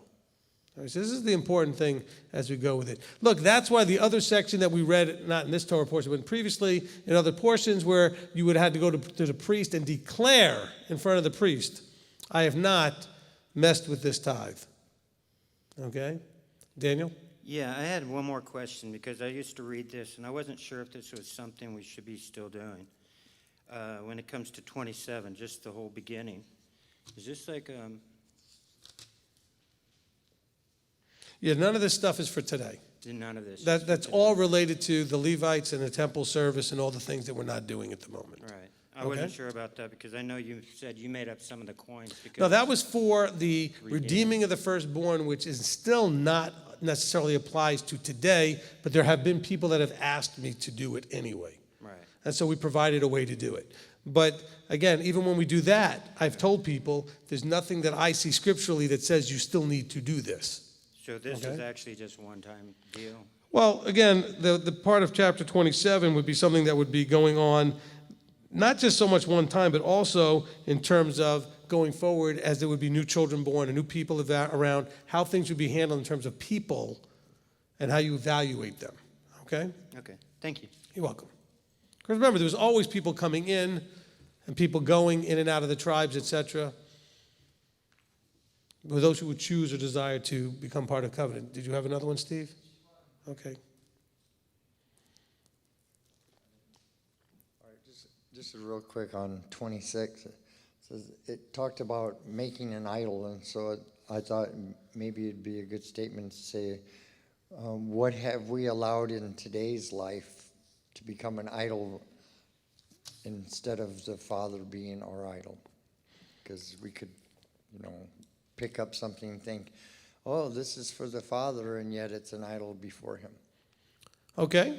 Look, I would connect to that something that I think was really, that hit me, because every week I already have notes, but I always add to my notes because I'm listening and something may stir. And first thing I do is look to see if it was already in my notes. The thought comes to me and it may already be there. But, in chapter 26, and of course today we're not sticking to my rules because I didn't mention we're trying to start in 25 and work our way around, but Daniel brought us already to 27. But in chapter 26 and in verse 19, it says, verse 18 says, and after this, if you don't obey me, then I shall punish you 7 times more, and I shall break the pride of your power. And so I think sometimes we don't really read that verse in the way maybe I'm going to put it now, but it's simply saying, I'm going to break your self-sovereignty. Because why don't we obey? Because of our thinking I have the power. That's the pride, right? I have the power to make my own choices. I can do what I want. I don't have to listen to you. He says, I'm going to break the pride. Deuteronomy 8:2, right? He's going to let you walk through a wilderness to test you. But what does it say first? To humble you. See, a lot of times we think of the verse as saying he has us walking so he can test us to prove whether it's in our heart to keep his commands. But it starts with a humbling. Okay, a humbling. And so I think that connects up to what Steve was saying about, it's that idolatry is very much the same as anything that you put in authority in your life that's not him. Okay? Now, you can be in a structure that is his structure, and so you're still submitting to him through that structure. But when you step out of what he's doing and the way he's doing it because you want to do it your way or you don't want to do what he said, well, now that's a pride problem. And so, we have, Israel all the way through the book. Everybody throughout the book has had a pride problem that you see go. Anything goes bad, there's a pride problem. You'll see it every time. He starts off with, even Adam and Chava. The decision to eat of the fruit. You see this with Cain and Abel. We see this all along. Everywhere somebody does something they shouldn't do, there's a pride problem. And you could always turn that into you shall have nothing before me, which is an idolatry thing. You shall have no other authority before my authority. Okay? That doesn't mean that you don't show respect to authorities. It's that you're not going to treat any authority as above me. You're not going to allow any other authority to usurp my authority. And that's going to be very important that we get that. Okay, anybody else here? Okay, Manny, go ahead. And you can maybe try to start in chapter 25. I sure will. I'm in actual numerical order here. Okay. Chapter 25. Aurora would like to know, in chapter 25, Shabbat for the land, she wanted to know if you can walk by and pick the fruit and eat of it, or is it forbidden? And also, can strangers glean from plants in the field? Yeah, I think we covered that with Kathy's question. I think that wasn't the problem. The problem wasn't just picking some fruit or gleaning some fruit if you were hungry. The problem was in literally harvesting everything and not allowing it generally to do its rest and to lay fallow and do the things that needed to be happening. But if you walked by because you were hungry and you saw, some fruit or something just hanging and you could just pull one off and eat it, that would, I'm sure, have been fine, as opposed to, going and pulling all the fruit or all of the yield of a particular plant off and not allowing most of it to just go ahead and fall to the ground and go through the process of mineralizing, etc., the ground. Okay? All right. Okay, Adam has a question regarding 25, 1 through 5. While Yahweh is talking about the land of Israel, would it be fair to presume that we should treat any farmland, vineyard, etc., the same way for the best results? Excellent question. Okay, so it is complex from the point of view of, yes, we're not in the land, and yes, the instructions were for the land. However, there's a however. However, you can absolutely practice this if you have a farm. And I know people that have done so and that are doing so, and it is incredible the yield that comes from that, from allowing the plants to go through the 7-year cycle as described in the scriptures, the amount of yield that you get when you go through the process they're going through here. Okay? Now, how do you know what year you're in? You start where you start. Okay? The same thing I teach you with tithing. Well, is this the year of the Jubilee, or how do we know if this is the Shemitah year, the 7th year? And we don't. Okay?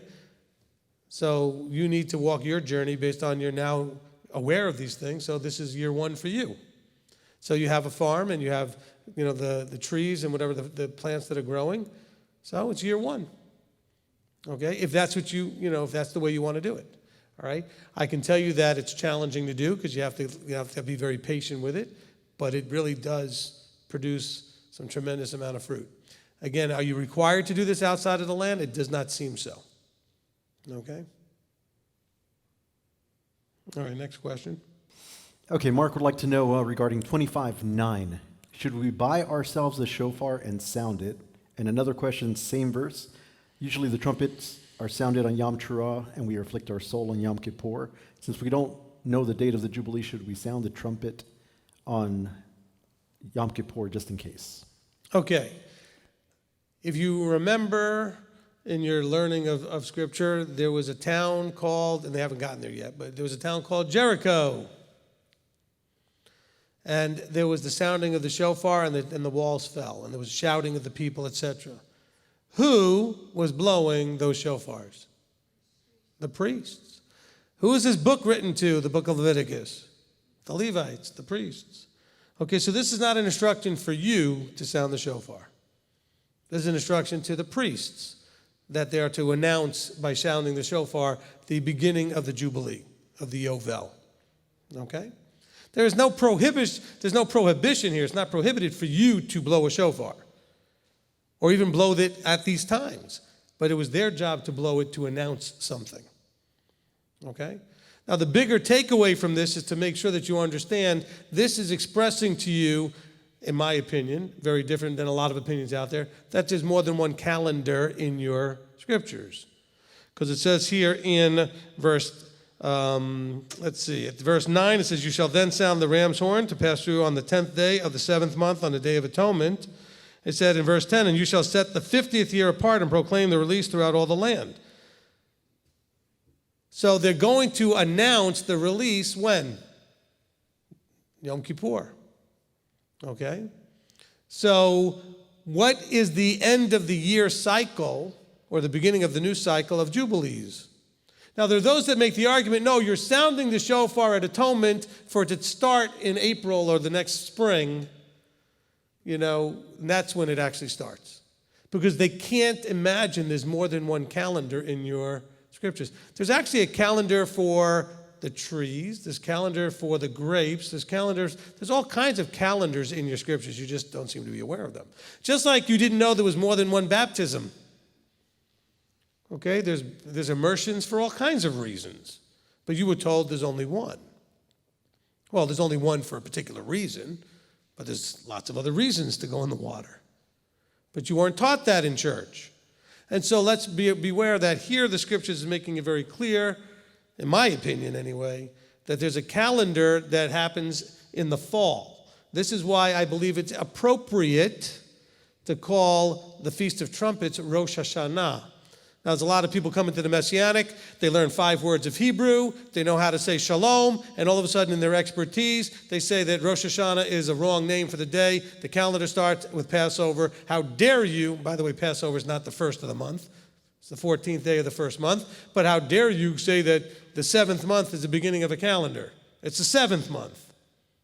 Well, it's the 7th month on a calendar that's for feasts. It's not the 7th month in the calendar for years. It's the first month for the calendar of years. You count, because you don't count years by months, you count it by years. And so you mark off years based on the month that trumpets is in, because that's when you then come to the 10th of the month, which is atonement. And so that's what you have to understand. They're declaring years at that feast. They're declaring months right before Passover. Not really complicated. But that's how they track time. Okay, just like it says to count 7 Sabbaths of years in verse 8. And we talked about this last week. It's the same phrase in chapter 23 when it talks about counting 7 Sabbaths of weeks when you count Shavuot. Same exact words. I'm not saying it's a variety of the words no, it's literally the exact same Hebrew words. Sheva Shabbatot. Now, people want to argue, but in Leviticus 23, they're counting Saturdays. I'm not really sure that that's true. Because here they're not counting Saturdays. Same phrase. It's trying to tell you to count 7 complete sets of 7. Okay? See, we think of a week only in terms of 7 days. Well, it's not always been 7 days in a week. There have been many attempts to try other things, and they never worked. After a while, people said, that doesn't work. We got to go to a different, and they always somehow end up back with 7. I wonder why. Could it be that's the way it was created to be? But they've tried 8 and 9 and 10 and things like that. Go back and look in the history of calendars and the marking of time. And a lot of that was going on, believe it or not, about 2,000 years ago. So to tell the people then to count weeks in terms of sevens and calling it the Feast of Weeks, well, the same thing's happening here with years. Count 7 sets of 7 to get to 49. The next year's the Jubilee, the Yovel. All right, next question. Okay, next question, Olivia and Janet Hoffman. Rabbi, could you please elaborate on chapter 25, verses 15 and 16? I have read it a few times, but I'm not able to grasp the meaning.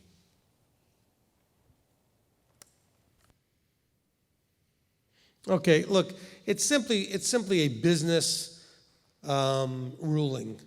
Okay, if you understand the release rules, right? The Shemitah rules for 7 years, the Jubilee rules for 50 years, and let's say you're doing business where somebody's doing business with you in a way that if it was, let's say it's year 5. So in 2 years they get it all back. Well, then you're going to think of the value of the item as being different than if it's year 2. And in 5 years they're going to get it back. And that's all it's saying is, value things correctly, knowing that in a few years they get it back. And so you're not going to price things the same or treat things the same based on the fairness of the idea that, they are going to get it back in a year. I mean, what about year 6?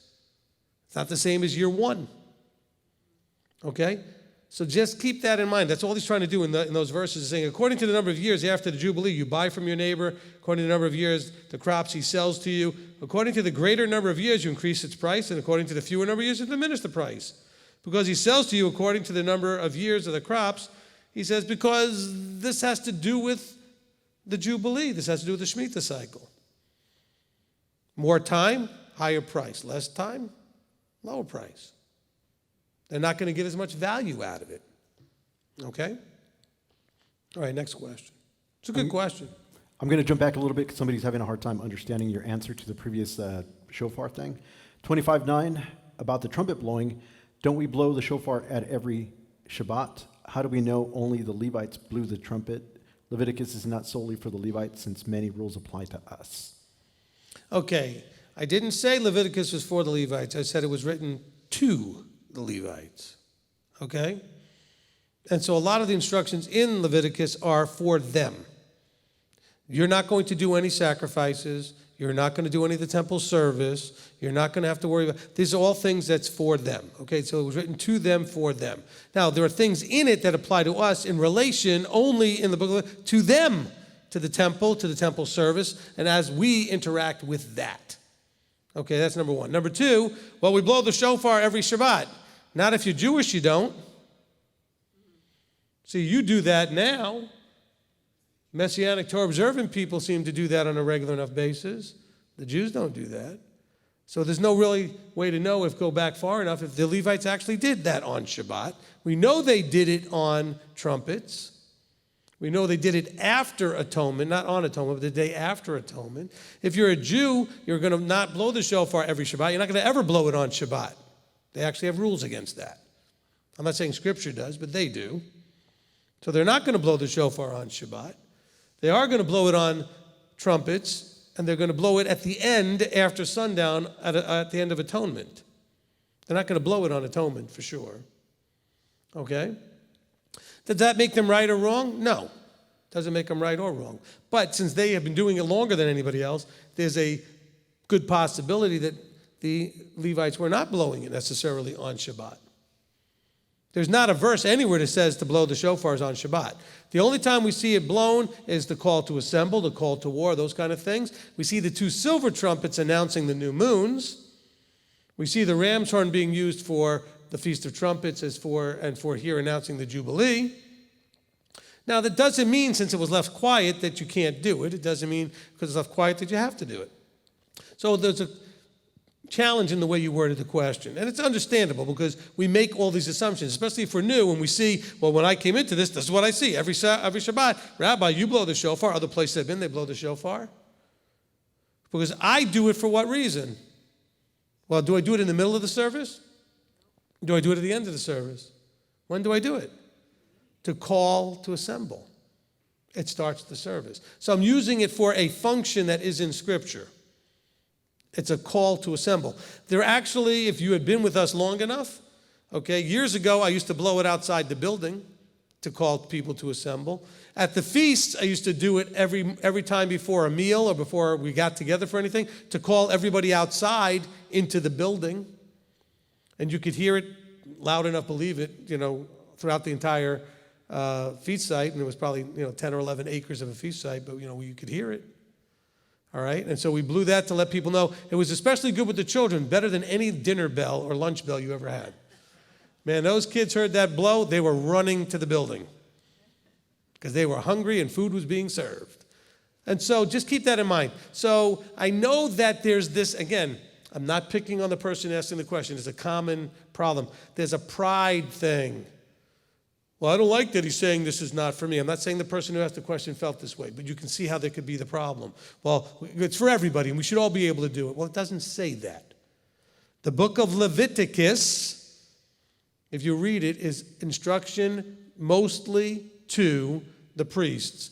Anything that involves you is instructions to them about what you need to tell the people they need to do in interacting with them. Or where something happens like the tzara'at, the stuff on the skin or the stuff on the clothing, and then you would go to the priest. And the priest now has instruction what to do. Okay, so let's just keep that in mind. Yes, it does talk about kashrut, so the priest could teach it to you. Yes, it talks about the feasts, so the priest could teach it to you. It also includes all of the sacrifices related to those things, all the observances. Tithing is something you need to do, but the priest needed to know what to do when you started messing with it and tell you, no, you don't get to do that. So let's just be careful with all that, okay? I know everybody wants to do everything, and by the way, yes, you have a destiny, metaphorically speaking, and maybe even in some literal sense of being a kingdom of priests. You are not that yet, okay? You are not that yet. First of all, we're not a kingdom. And second of all, you're not qualified to be priests. You're not ready. Okay?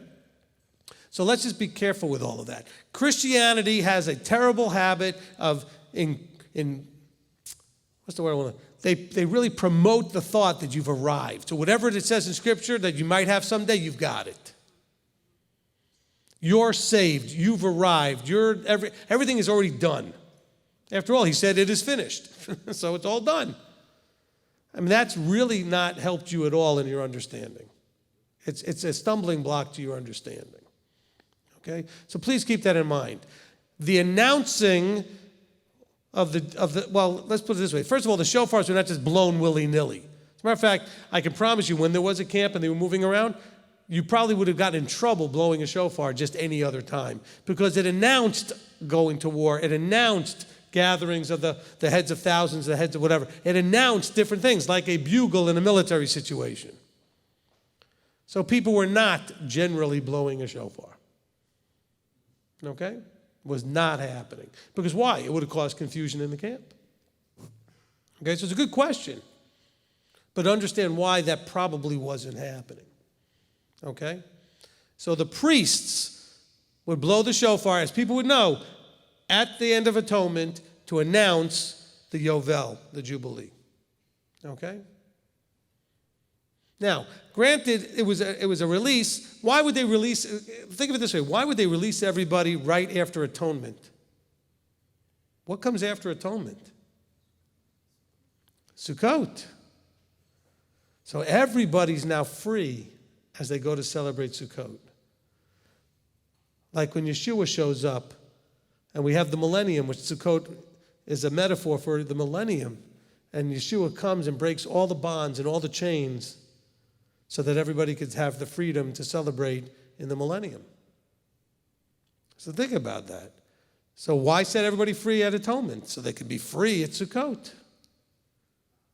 What could be better than that? And I don't think I've ever said that before, so make a note of it. Okay? It's not that I haven't thought it. I don't think I just remember ever saying that out, as part of a study. But think about it. That's why the timing. Now, since we are not slaves and we are not in bondage and we do not end up in that kind of indebtedness today, we normally think of starting our calendars and counting time after Sukkot because it seems to complete the cycle. But really, if you understand, well, why would he pick? It seems weird. It's the middle of a month. It's not even finishing with all the feast cycles. Why would he do it after Atonement when Sukkot is still coming? Maybe so that everybody can be free when they go to celebrate Sukkot. What a celebration that would be. Everybody restored, all things returned, and now you get to go to Sukkot with all that abundance, all that rejoicing. So it makes sense, doesn't it? Okay? All right, go ahead.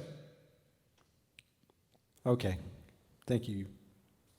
Seems there's still some turmoil about it, but moving on, chapter 25, 35 through 37. Okay, hold on. What do you mean by turmoil about it? There's a couple questions on there regarding 25. Anyway, Leviticus 25:1. And Yahweh spoke to Moshe on the Mount Sinai, saying, "Speak to the children of Israel and say to them," my understanding is that it's for all Israel, else it would have been stated specifically to Aaron and his sons. Another one says, I'm not trying to be a smarty pants, I don't really speak Hebrew. Chapter 25 started with speak to the people and not speak to the priests. My job is exhausting. Okay, look. I want to be nice, okay? This is only nothing but pride. Yes, it says speak to the children of Israel. Why? Because the children of Israel have to know that there is a cycle which is going to affect how you do business. How when people come into indebtedness, when they come into, like an indentured servant and all those kind of things. People need to know how this works. So speak to the children of Israel and tell them how this works. However, it's in the book of Leviticus because those who are overseeing all of this is who? The people? Elected officials? Their House of Representatives? No, the priests. Come on, people. Stop wanting to take the leadership out of the story.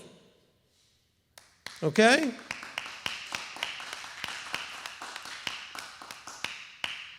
Leviticus 23, speak to the children of Israel and say, every verse it starts off, speak to the children and say, the children of Israel needed to know that there's authority. They needed to know who makes the decisions. They didn't know how things work. So in chapter 23, it tells us about the feasts. But guess what? The feasts are administered by who? The priests. And there are sacrifices required for every one of them. Who runs all of that? The priests. But you needed to understand what was expected of you. So the priests were to speak. When he says speak to the children of Israel, who is actually doing the speaking? Moses, you speak. Tell Aaron and his sons, and they will speak. Yahweh didn't speak to anybody directly except Moses. So he's telling Moses, speak to the children of Israel. How was that information gotten? Well, that's not even like English right. How was that information distributed amongst the children? Through the structure. So please, let's stop this. This goes back to, well, I don't need a leadership and I don't need a structure and I'm just going to hear from the Ruach and don't tell me I can't do and he's only talking to me and everybody's not talking. That is just nonsense. Stop it. Okay, that is nothing but pride and vanity. You're not reading the verse wrong. It does say speak to the children. But this whole book here is specifically so we know and the priests know how to do all these things. And the priests are going to oversee it all. And if you can't see that, then you have to pray about this to figure out what is blinding you so that you can't see the structure here, that you're needing to know your role in that, how you submit into that, what you're expected of within that structure. You're expected to tithe, but you're also told that if you do, and you decide to redeem, that there's a penalty for that. You're expected to do this release at the end of the 50 years, at the end of the Jubilee, the 50th year. You're expected, though, to also price things a certain way, knowing that these years are coming. Whose job is it to manage the right rulings over all of this? The priests. And so, come on, okay? Stop kicking against the you-know-what, okay? Stop fighting against this.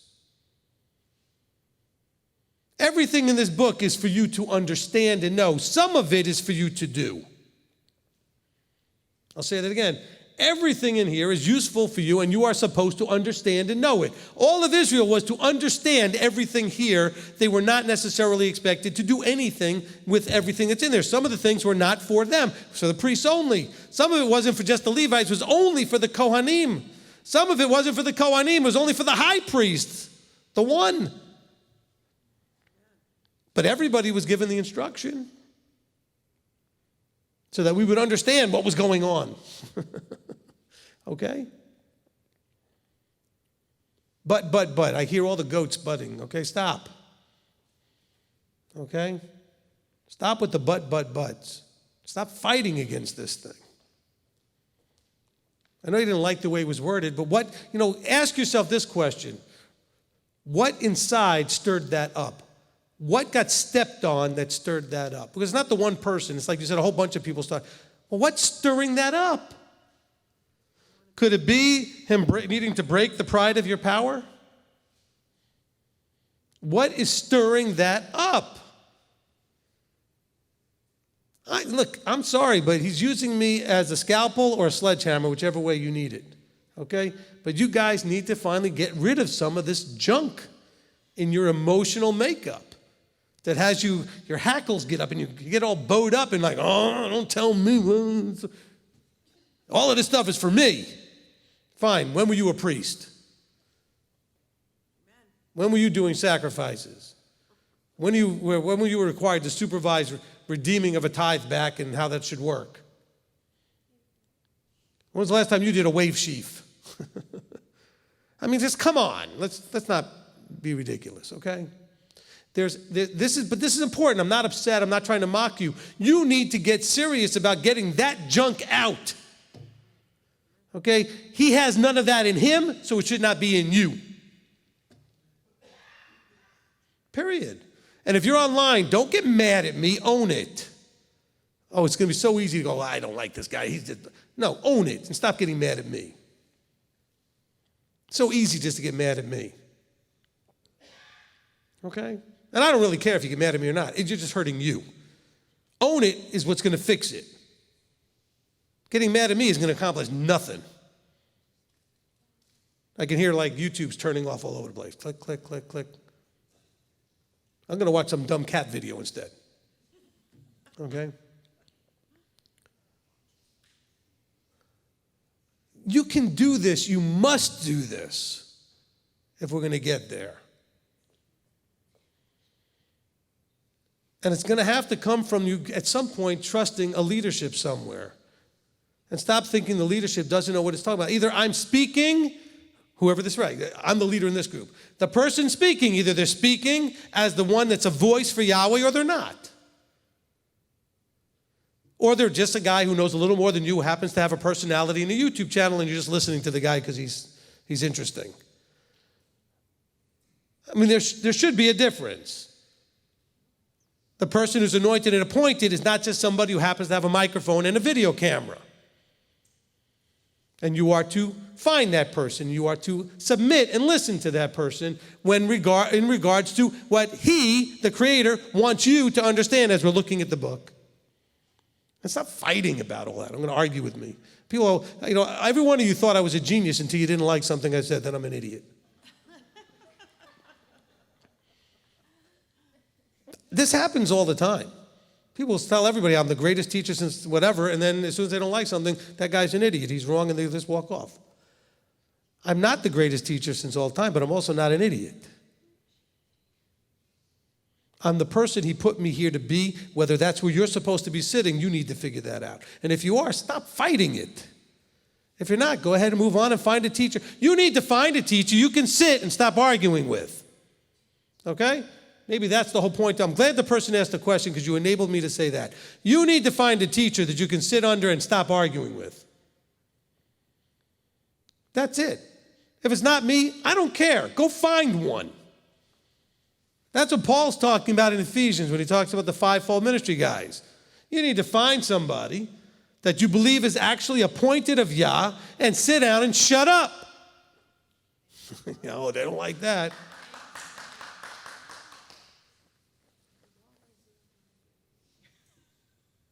I'm not sugarcoating it. You're not going to get anywhere otherwise. All of you want to have a say. All of you want to get your chance at the mic. Everybody wants to jump in on Facebook, and even if I've already answered a question or said something, they want to argue with me then I'm not your teacher. Go someplace else. Not because I don't want the argument, because you need a teacher. Go find one. I'm not sending you someplace else because I'm offended that you argue. You need one you won't argue with. You're going to argue with me, then I'm the wrong one. Go somewhere else. Don't think, oh, he only wants people to listen. No, you need to find someone you're going to listen to. This isn't about me. Go find a person you could sit down and say, I'm ready to listen. And that's all pride and ego that's stopping you from doing that. Because some of you, I know what it looks like too, because you do it to me. I've seen people do it to every teacher I've ever went to go hear speak anywhere. Some of you like to walk up to that teacher and have your book out to try to go and show them how smart you are. And you're going to impress them by showing them where they were wrong about something. I can tell you as a teacher, oh, we love that. Just please keep doing that. It's our favorite thing. Okay? Again, it's not that I think I'm right about everything. You need to find a teacher, like Scripture says. What does Scripture describe? Sitting at the feet of a teacher. Not standing up toe-to-toe with the teacher and going blow for blow and trying to show how smart you are. I mean, this is never going to get you where you want to go. Okay? You have something you want to say, Steve?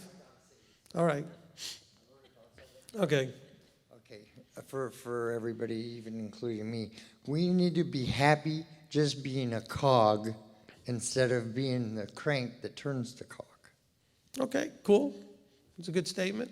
And again, I want to make sure I was clear. It's not about I'm tired of people arguing with this or that with me. It's for you. I want to make sure it's clear. You need to find in Ephesians chapter 4, teacher, prophet, evangelist, shepherd, apostle, prophet. You need to find for you that person or whatever the people are, the different roles. And then you need to not fight them, not argue with them, not try to impress them with anything, but sit there and glean and learn and receive. Because they're there for what Paul says, for the bringing together of the body, the edification into the conformity, the unity, the fullness, the completeness of Yeshua. And Paul believed you could not do this without those people. Okay? All right? And I don't know how else to say it. Okay? But you need to find that person that you're willing to do that with. Or you're not going to get anywhere, okay? You're just not. You can only go so far. And the reason you keep searching and the reason you're willing to listen at all is because you know you don't know. If you knew, you wouldn't be asking all these questions. Okay? Like every time I watch a video with people saying, oh, all we need is the Ruach, and then they sit there and they're asking whoever the person on the screen is questions. Well, if all you need is the Ruach, why are you asking any questions? Well, I'm only taught by the Ruach. So then you don't have any questions then, right? You have all your answers, so why are you asking me anything? It just doesn't make any sense. I almost feel like we should just end right there. You know? Well, Kathy? If I may. Wait, hold on. He's going to turn the camera on you there. That's okay. Two things I'm getting from this, so correct or agree, whatever. Okay, in the garden, they didn't want any authority. They stepped out, which we've all done. And secondly, I want to be special, so I want to be in that priest thing. Amen. Well, it's not just the special thing, it's also the fun and enjoyment thing. I like that I get to blow the shofar, so don't tell me I shouldn't. Don't tell me it's only for the priests. I like that I get to do this or that. Don't tell me I can't do that. People don't like to be told what to do and what not to do. But that's the whole essence of the covenant. He tells you what to do and what not to do. You're going to have to figure out how to get in line with that. But I want to argue. And I've had people tell me, I want to disciple with you. Or they claim to be disciples. And then next thing you know, they're arguing with me. And I said, why are you arguing? Well, I don't agree with you on this. So what does that have to do with anything? Now, it may have something to do with it if you're not my disciple. But if you're a disciple, and I did this in the men's, we had an introduction to discipleship class years ago. It was online. We're going to put it back on there for some of the men, etc. But in that class, I made it very clear. I said, if you're discipling, it's not sitting in a classroom like a student. We're not talking about, well, it's just a student in a classroom. No, a disciple is a relationship. In that relationship, there is no arguing. There's no debate. You can discuss and say, well, I don't really get this. I think I'm not getting it. But you're not, if the teacher says, well, this is the way it is in a discipleship relationship, that's it. There's no arguing. Period. Okay? And that happened in that class. If somebody was gotten to see that class, and I had to tell the person who started arguing with me, I said, you don't seem to understand this. And I said, you might be in the wrong place. I said, I'm not trying to throw you out. I said, but you're not getting it. Because they started arguing with me. I said, that's not the way this works. Okay? Now, it's okay if you're not my disciple, if you're not choosing that relationship. But in that relationship, which is what we're told to look for, because the disciples are sent out to make disciples, which means to find people that are not going to argue, but are going to sit and listen and start doing what they're hearing and trust in the vertical structure. Hopefully that makes sense, Michael. Get over there on the mic. He's like over there talking. I think you said the key thing for me anyway. I noticed you didn't put the camera on yourself. Just turn that around on him there. You got him? All right, good.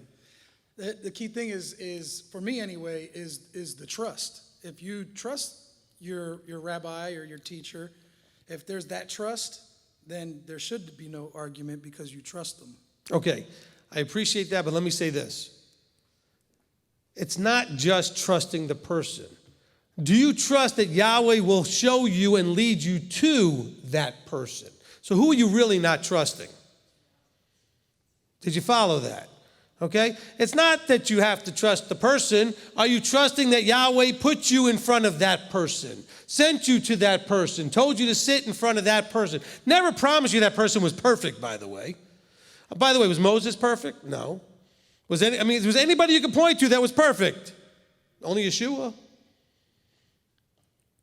But yet they were told to listen to Moses. They were told to listen to David. They were told to listen to, various people throughout Scripture. None of them was perfect. Okay? But yet, but then, all of you are looking to see that I'm not perfect and say, well, he's not perfect. I can't follow him. Okay, that's a really great criteria to use. So if you're only going to follow and submit and listen to a perfect person, well, you're going to have to wait till the millennium to get your incorruptible. Because you're not going to get what you need done until he gets here if you're going to do it that way. Think about it. Because there isn't going to be anybody perfect to work with you until he shows up. And when I promise you, there's a good chance, I'm going to be exaggerating and maybe I'm in trouble for this, but he probably is going to walk right up to you and smack you on the side of the head and said, what's wrong with you? I gave you all these people to listen to. Why'd you wait for me? Because you had too much pride. Okay? Remember, he's got that rod of iron for a reason. He's going to have to smack some people in the head to wake them up. Again, this is not me telling you I'm whatever. You need to find whoever that is for you. Sarah Beth?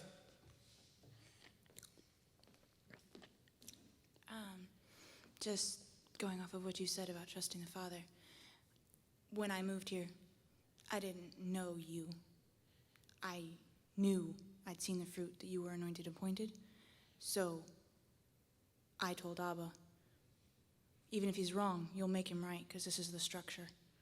And there's been plenty of time I thought you were wrong, and he made you right every time. Amen. Amen. Okay.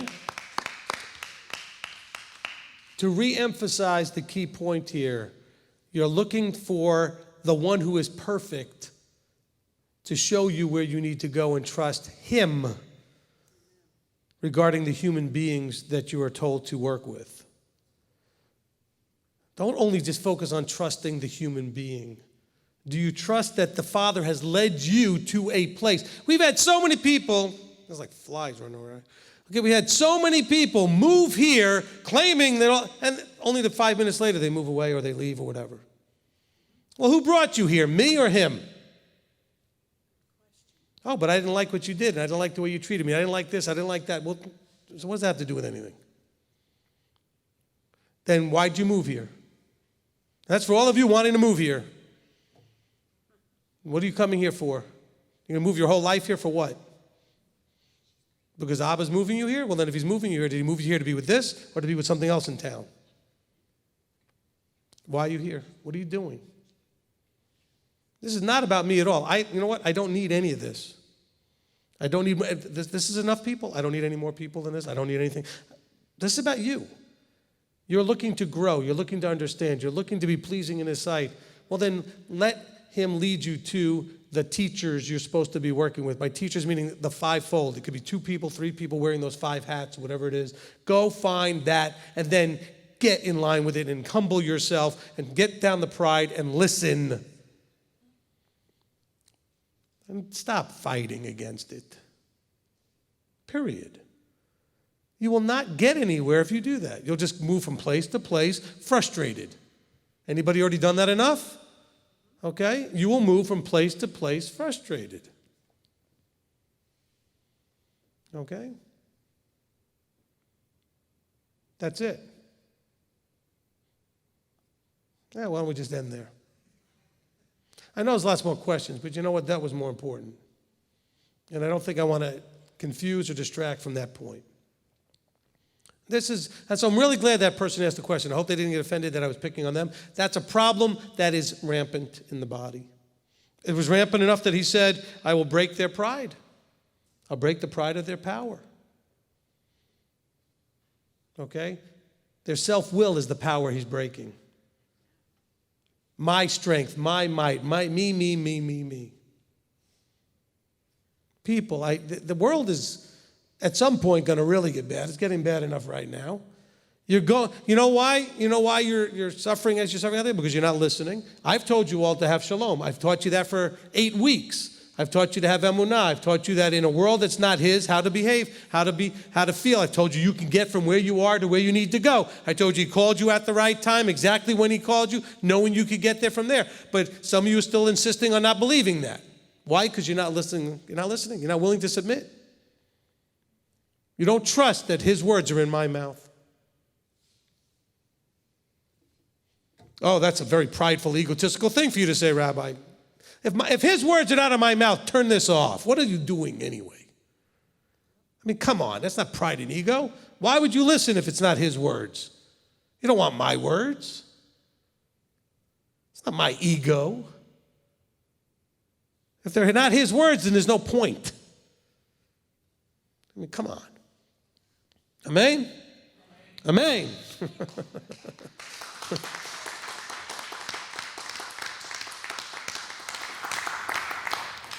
All right, so why don't we get Manny, you want to just close us up in prayer? And my apologies to all of you who asked a million questions. We'll try to address them at another time or email them into Manny or something. Absolutely. All right. There's only 5 people left anyway. Mission accomplished. I'm just kidding. You know, there's 2 things I've noticed that happen. There's 2 things that always are a common theme when something like this happens. It's that somebody brings up a question that several others need to hear, right? So the person shouldn't be offended by it. But also, in that same vein of people, there's always people that are like, okay, we get it already. Why is he still talking about this? And one thing I've learned from you is that's why, so you can deal with whatever is going on right now, making you say those things that you're saying. And it's so critical for people to understand whatever they're going through. If anybody's thinking like, all right, get over it. Why are we still talking about this? Gosh, get over it. That's usually why, because you have to deal with whatever's happening within you at that moment in time that you're having those thoughts. So thank you for teaching me that, because that was a huge eye-opener and a heart-wrencher for me. Okay, let me just explain that a little deeper. When you think I'm beating something to death or explaining something too much that you've already got, that is the selfishness thing happening.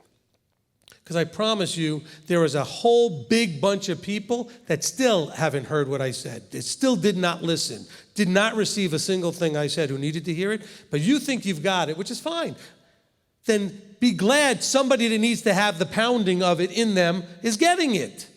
Why does it have to always be about you?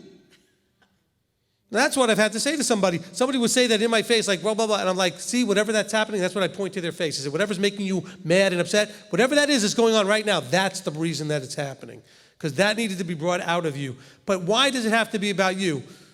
I've listened to so many sermons over the years that did nothing at that moment for me, but I knew it was helping somebody.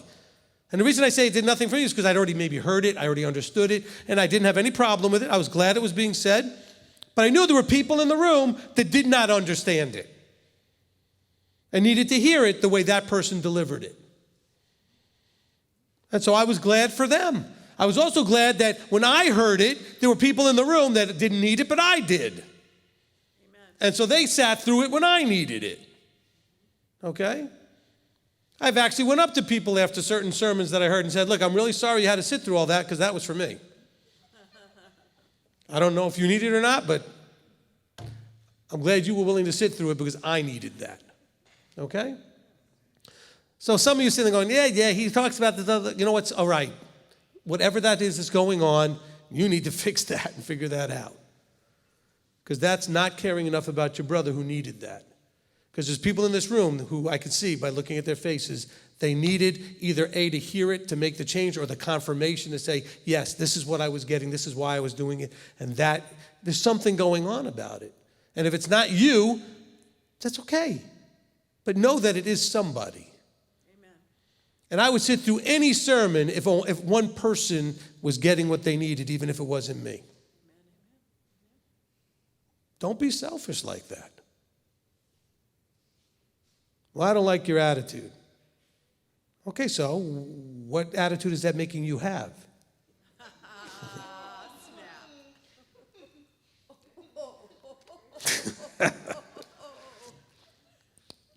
All right? And that's not the point anyway. The point is, does he like your attitude? Well, what does he like? Well, I'll worry about if he likes my attitude, but you need to worry about whether he likes your attitude. You don't need to worry about whether or not he likes my attitude. That's my problem. He's going to deal with me about my attitude. Okay? All right? And he's going to deal with you about yours. So I'd be asking the question, how is he addressing your attitude? Okay? And are you concerned about that? Because I've seen people so upset with other members of the congregation and saying, well, why aren't you doing anything about it? Why? And I said, you know what? Maybe he's allowing it to happen because of this. Whatever it is making you so upset that you haven't dealt with. So thank you, Manny, for reminding me about that. Because that's important. And yes, please, if I ever address something, I promise you it is never, unless it's one-on-one, it is never about the person that asked the question. It's my knowing that there's 300 people online, probably at least 50 of them are having the same problem. Or more, whatever. And so, because for every one person who asks a question, they usually represent 10 to 50, whatever, depends on the size of the room, but the other people didn't ask the point or ask the question. Okay? And that's important. All right, go ahead, Manny, close us up. Avinu Malkinu, our Father, our King. We come before you knowing that you're the creator of the universe, and all I can say is thank you. Thank you for allowing us to hear the Torah tonight. Thank you for the hammering that we get tonight, Father. Thank you for allowing these things to happen. Thank you for our family online.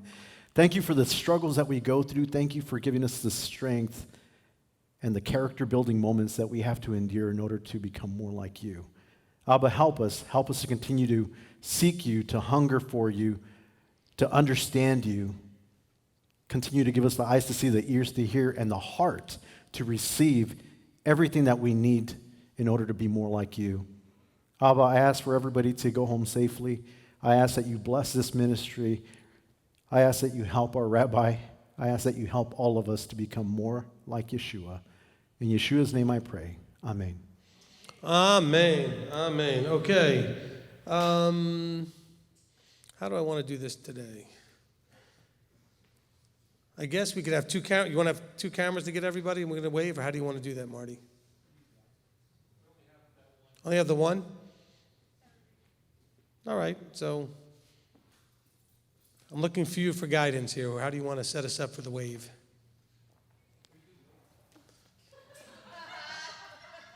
What was that?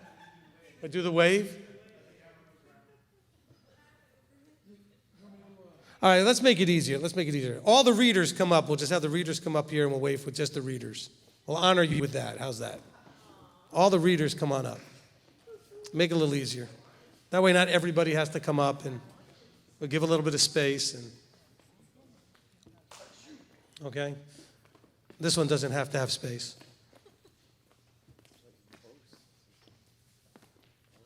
Okay, that'll make a little special blessing there. Well, there's another page.